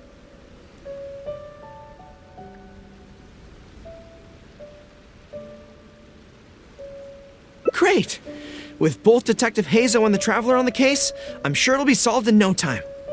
The situation is now in your capable hands. I look forward to hearing your report when you get back. All right, we'll take care of it. Traveler, let's go discuss where to head from here.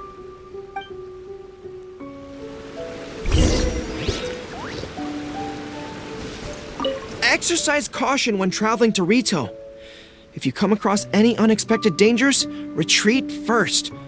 Your safety is the priority. You must approach this issue with a long-term strategy in mind.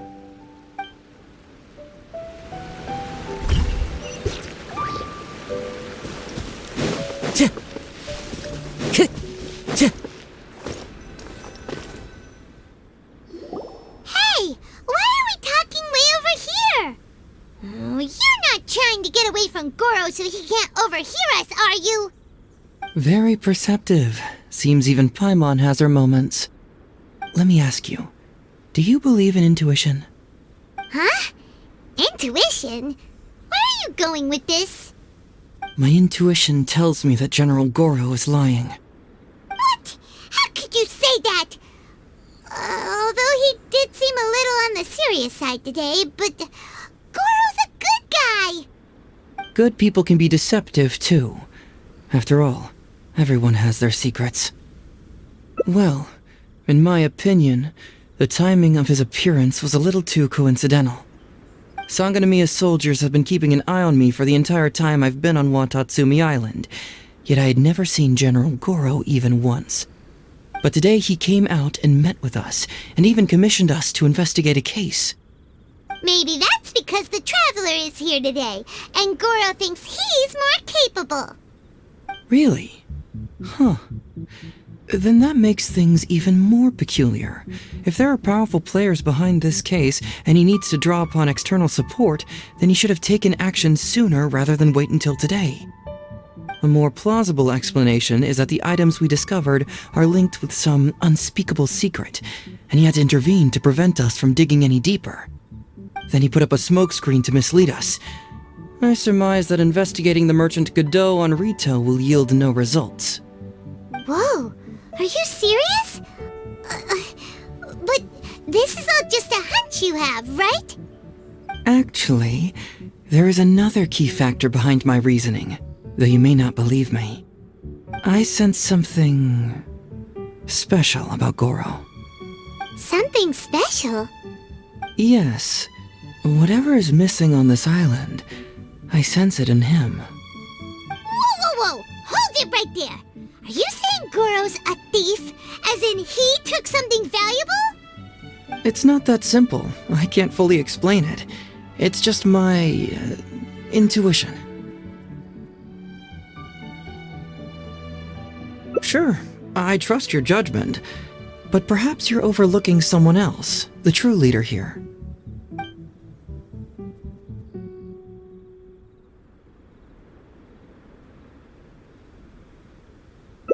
It's simple. We should just investigate whatever it is they're trying to hide from us. And what were we planning to do just before Gorou showed up? Oh, we were going to talk to the leader of the caravans. Yeah, someone named Todoroki. Bingo. There's no time to lose. Let's go talk to this Todoroki.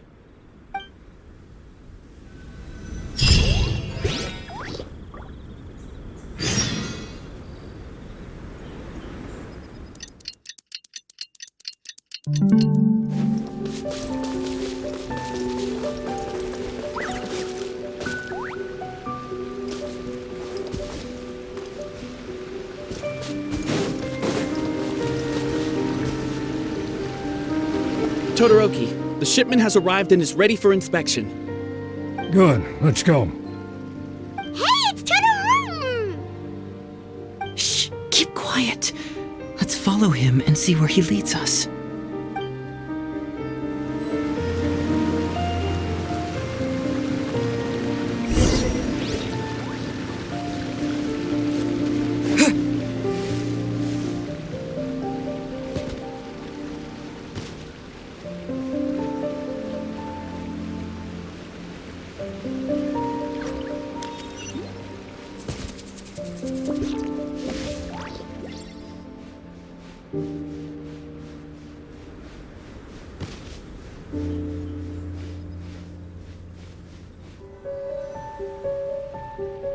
Your intel was spot on. When we arrived, the Nobushi were all still asleep. We captured them all, and the goods were retrieved and brought back here. I'll take a look.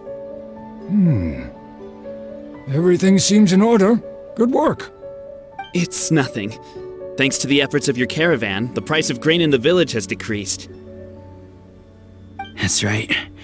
And who would have thought that the injuries we sustained during the war would have such a lingering effect on our bodies? But thankfully, you also brought back some life-saving medicine. Things are improving thanks to the help from those up top. Oh, by the way, what is the state of the village's inventory? Make sure that it's confirmed tonight, I have to leave tomorrow morning after I go to the Sangonomiya Shrine and get instructions from General Gorou. Don't worry. We've already prepared the list. Just follow us. Huh? The soldiers from Sangonomiya seized the Nobushi stolen goods? But didn't Gorou say all the stolen goods were headed to the International Trade Association? And Todoroki said he'll get instructions from Gorou tomorrow. Interesting. It appears these seized goods were never stolen. There's something else behind all this. Now's our chance to look around and see if we can find any leads. Alright, let's see what we can come up with here.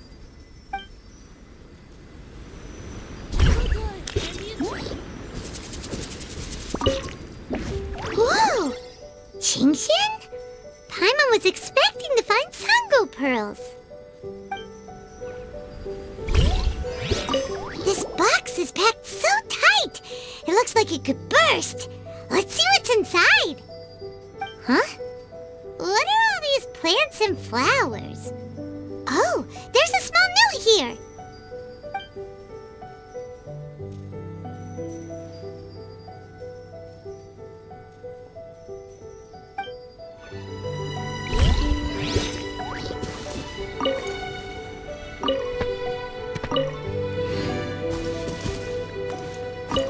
Glaze lilies?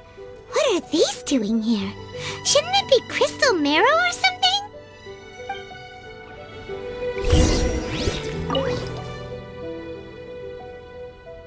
So, did you find anything? Whoa! Look at all the chingshin! And glaze lilies too! There are also tons of other plants and flowers Paimon doesn't know here. Weird. These are valuable raw ingredients for producing medicine. If these few crates were to be imported from Rito, the price would be jaw-dropping. On top of that, these items seem to lack a tax clearance certificate, meaning that they were most likely smuggled. Yes, very interesting. Now, where did the Nobushi get these goods? How about you?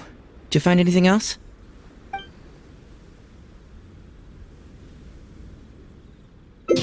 Foreign Trade Association? I've never heard of such an organization in Rito.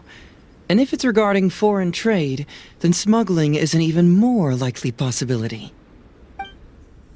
Alright, in which case, I have a rough hypothesis.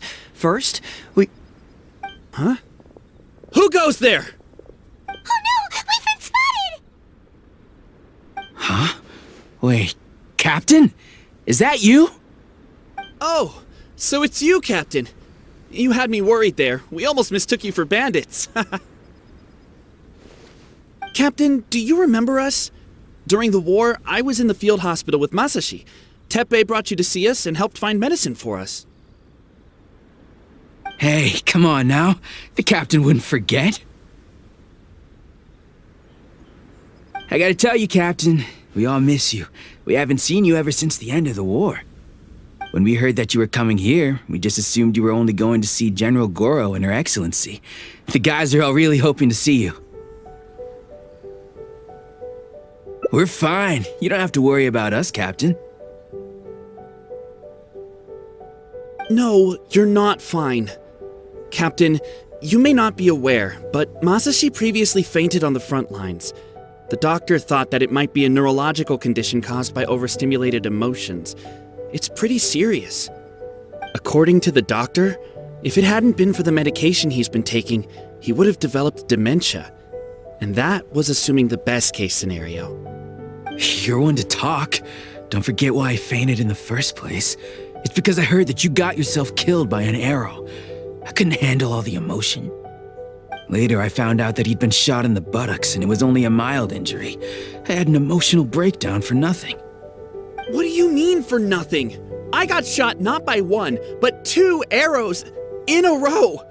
The first arrow was to the left cheek, and the second arrow was also to the left. And because the arrows were poisonous, the wound still hasn't completely healed yet. I have to apply ointment every day, and I'm constantly worried it might reopen while I sleep. Look on the bright side. At least we're still alive. Yeah, I suppose you're right. But enough about us. What brings you here, Captain?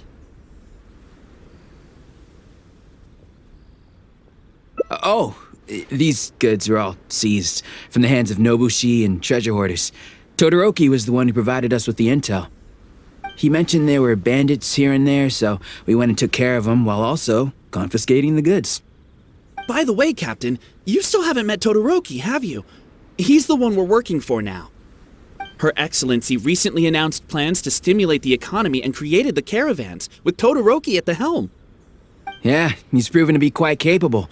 Even though he was just a farmer before, he's now successfully running the caravans. And his two sons were also our brothers in arms. Both received a special medal of honor from General Gorou, which is quite remarkable, don't you think? So, as injured veterans, we've been reassigned to Todoroki. He's the one who gives us orders and pays our salaries now. What do they call that again? It's called changing careers, dummy. Ah, right. Changing careers. Anyway, I think the whole caravan thing is wonderful. Our region wasn't very prosperous to begin with, and the land can't grow any crops. We have to pay a hefty price just to get basic food from outside.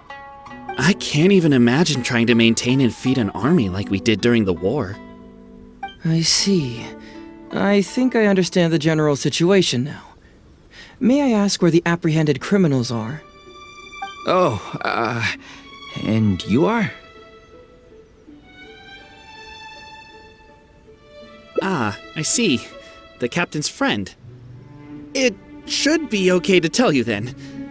We apprehended all the culprits and escorted them to a temporary location not far from here. Unfortunately, Masashi and I have other duties tonight and won't be able to take you there. Why don't you wait for a moment and I'll find someone else to show you the way. I'm pretty sure I've already got a grasp on what's going on. All I need now is to confirm it with the apprehended bandits. Let's go.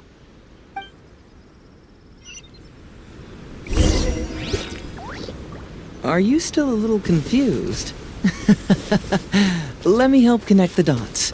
This whole thing was actually quite similar to a case I once worked on previously.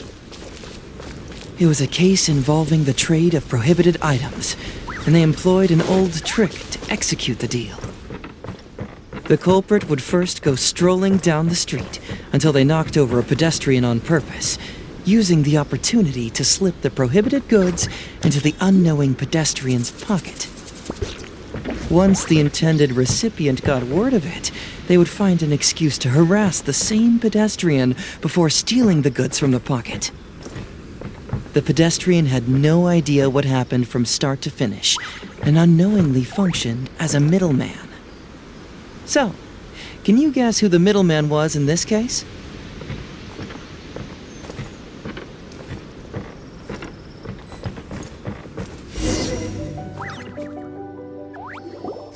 Sir, please forgive us, sir. We are nothing more than petty thieves. Sir, what do I look like? A commissioner? Does my friend here look like a commissioner to you?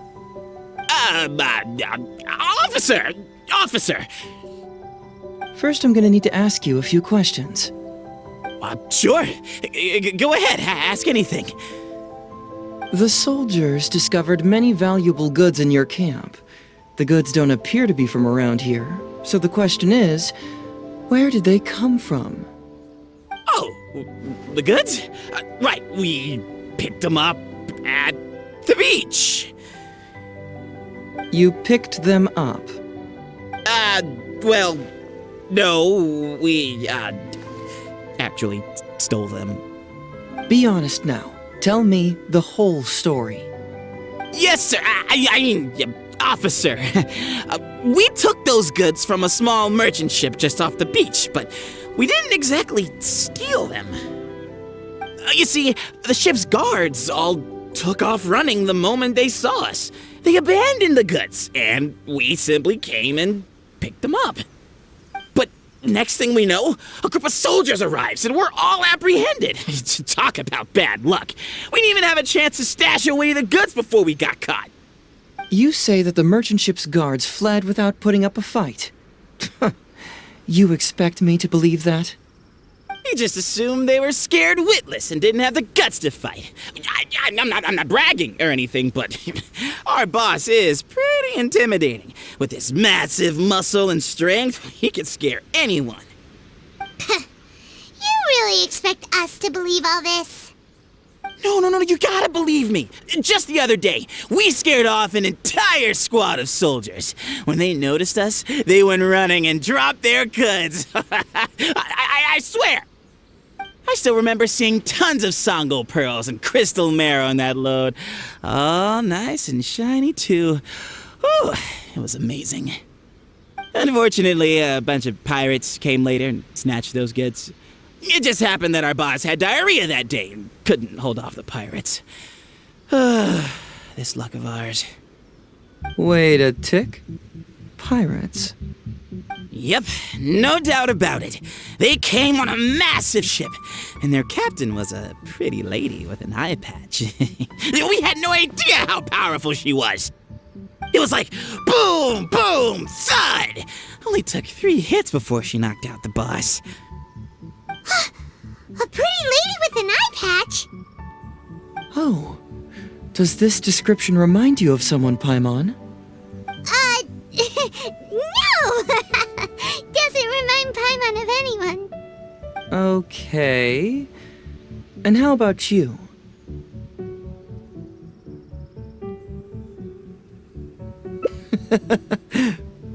Really? Okay, I'll take that as a no, then. It appears that the situation is just as I suspected. Todoroki is striking a shady deal with a group of pirates, while General Gorou appears to be assisting with the cover-up. What? How could that be? Todoroki said that he'd be going to Sangonomiya early tomorrow morning to get Gorou's instructions before the caravan leaves. Now is the time to address any doubts you may have. Tomorrow morning will be our moment to confront them. Hopefully, my final question will be answered then as well.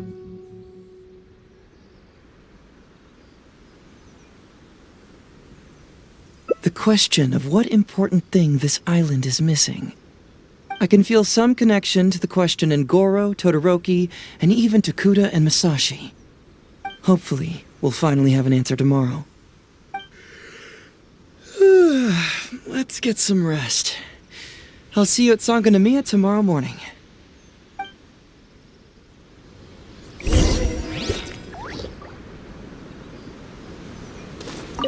Oh, officer, don't forget to tell the officials how cooperative we've been.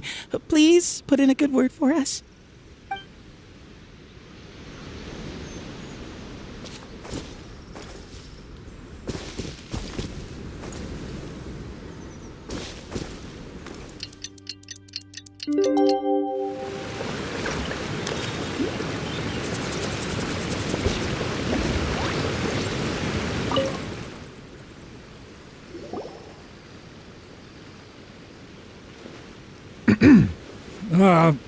Who are you?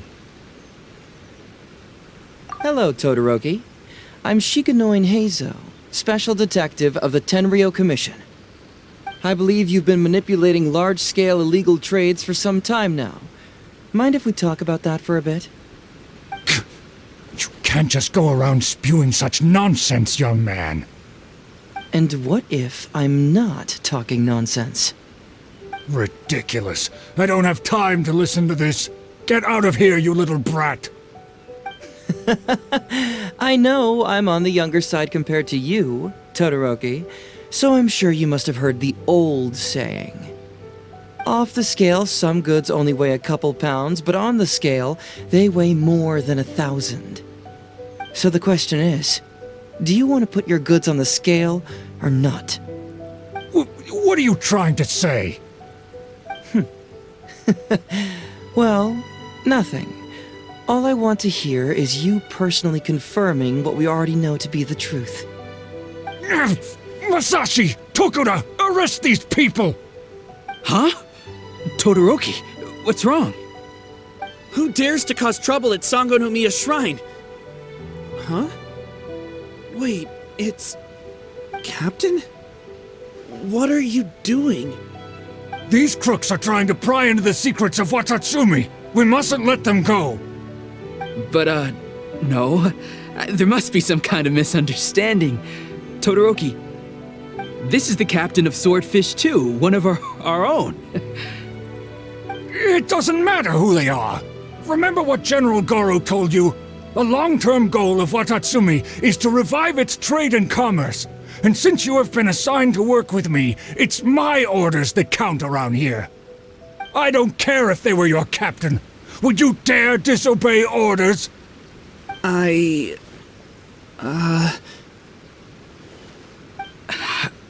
What do we do? Well, what are you waiting for? All right, I see how it is. If you two won't do it, I will. I really hoped it wouldn't come to this. But here we go. Wait! Everyone, stand down! General Gorou! You're here! My apologies, Traveler, Detective Heizou. I wasn't telling you the truth. Todoroki, the Traveler here is the hero who saved Watasumi Island. Without him, Watasumi Island would never have found the peace it has today. We mustn't raise our weapons against him. How could you be so naive, General Gorou? If we let them go free, then who's to say the Shogunate won't come after us tomorrow? If the Shogunate decides to investigate, we won't be able to hide the truth. I wouldn't allow them to take you, Todoroki. Let's not kid ourselves. If going to jail could solve the problem, I would go and turn myself into the Tenryou Cmmission right now. The question is, what are we going to do with the goods? Will you be able to keep them?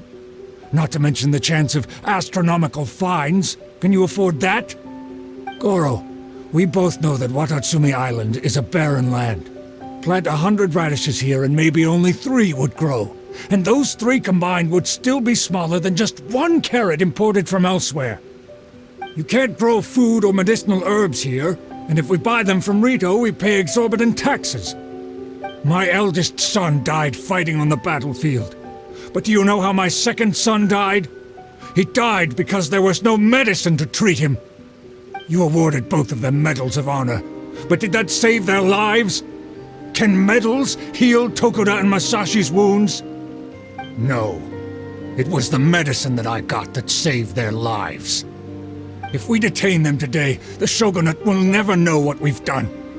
Besides, they're only a few months away now. We will set them free once the new bill is passed in just a few months, and everything will be okay. None of what happened here will be mentioned again, and life on Watatsumi Island will continue to improve. I understand, Todoroki, but they won't... I can trust the Traveler won't, but the detective here is a Tenryou Cmmission officer. Forget it. You're the general. I'm just a radish farmer. It's a new commodity tax bill currently being drafted by the Kanjo Commission. The bill exempts taxes on goods that are in short supply on Watatsumi Island. Once the bill's introduced, we'll be able to buy commodities that we need from regular marketplaces. Oh, I see. Man alive. I wish I had known sooner. In that case, how about we put your fears at ease and I'll stick around here a little longer. You know, until the bill is introduced. Huh? Detective Heizou, are you saying that... You mean you're willing to stay here, young man? Come on, you two. What's with the strange looks? You've been keeping me under close surveillance, haven't you? Surely you must have noticed that aside from being a detective, I'm also an ordinary tourist who likes to enjoy good scenery. I believe that after the new commodity bill is passed, there will be more and more traffic between the two sides, and more people will be coming to visit Watatsumi Island. I have to take the opportunity now and enjoy this place while I still have it all to myself. Before long, tourists will start pouring in. Thank you, Detective Heizou. On behalf of the people of Watatsumi. My pleasure. But one good turn deserves another, does it not? Oh, you mean there's something you wish to request? I suppose you could say I'm from the Shogunate, but the traveler next to me isn't. As far as I know, he's planning to visit other nations soon, and it is unclear if he will return to Narukami Island or not. Therefore, there's no need to limit his freedom, right? I'm sure no one else will hear of what happened today. Am I right, traveler?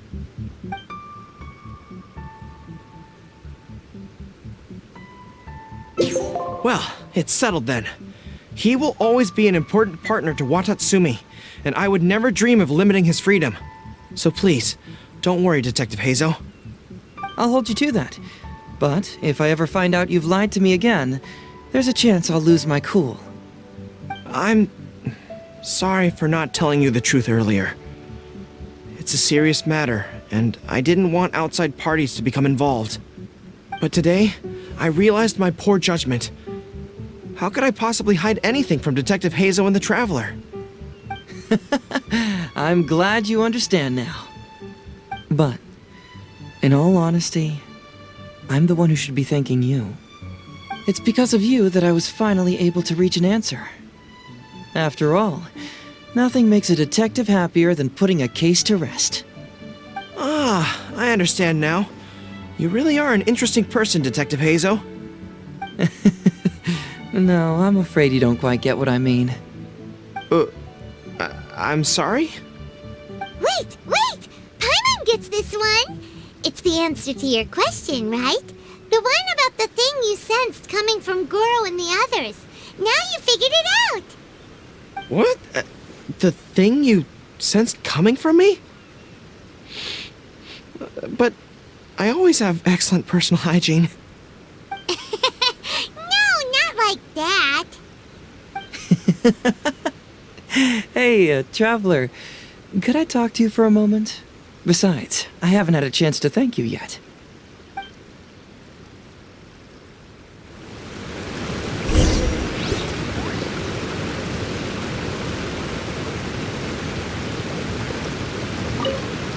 I apologize again for not being completely honest with you. I truly am sorry, but I had to do it. Ah, yes, Her Excellency. Well, let's just say that the war brought many terrible things while also forcing us to learn a lot. Right, but that still doesn't answer the question.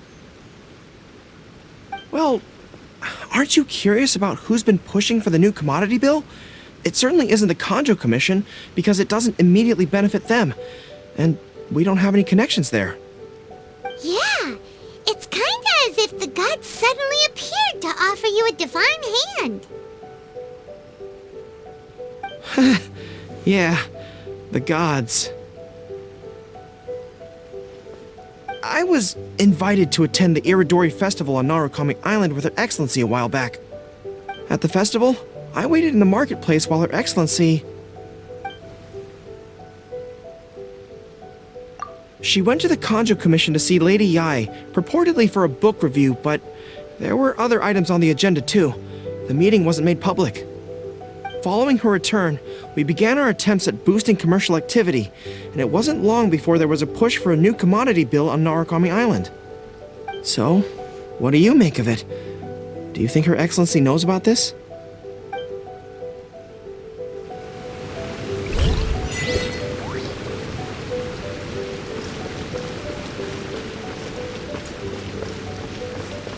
Sanganamiya Shrine is a sacred place where offerings to Watasumi Island are given. Hey, there you are. Come here, look. It's beautiful, isn't it? Watasumi Island. It's remarkable how such a barren land can give life to such wonderful and stunning scenery. To be honest, I am grateful to you for this trip. Before you arrived, I was running around like a headless chicken. Even if I happened to find out what was going on here, I wouldn't have been able to uncover any concrete information without you present. I'm just sorry that I promised I'd accompany you back. It appears that I won't be able to do so for the time being. So please, cover for me in the meantime, okay? It's all in the past now. Let's just chalk it up as an intriguing experience I had on my trip here. Besides, that's not what I wanted to investigate anyway. Yes. Everyone you led me to and everything they said brought me closer to the answer. And now I finally get it. Watasumi Island is an ancient land where the soil is poor and many crops do not grow because it's lacking a certain thing. But what the inhabitants of this land do have is bravery. They were courageous enough to stand up and resist the gods and accomplish what they knew could not be done. This is yet another instance in which that certain thing shines. That missing element. That certain thing is what I sensed present in Gorou, Todoroki, Tokuda, and Masashi. Which is the true vitality of this land. I guess I was mistaken when I declared that something was missing. That something from this island had evaporated into thin air. Because even something that evaporates is not gone. It's still there, just in a different state of being. When water is heated by fire, it evaporates and eventually finds its place in the sky. Similarly, when the land was harmed, its vitality evaporated and eventually found its place among the inhabitants. This is the final answer I've been searching for. Anyway, thanks again. You know, even though we just met, I wish you could be my partner all the time. Call me Grady, I guess. But, of course, I know that's impossible. You have your own journey to complete. So I'll just keep doing what I can. Hopefully keeping my memories from evaporating safe and sound in my mind. That way, I'll always be able to remember these beautiful things. The beauty of Watasumi Island. The people who are full of life and vitality. And you two, who were by my side.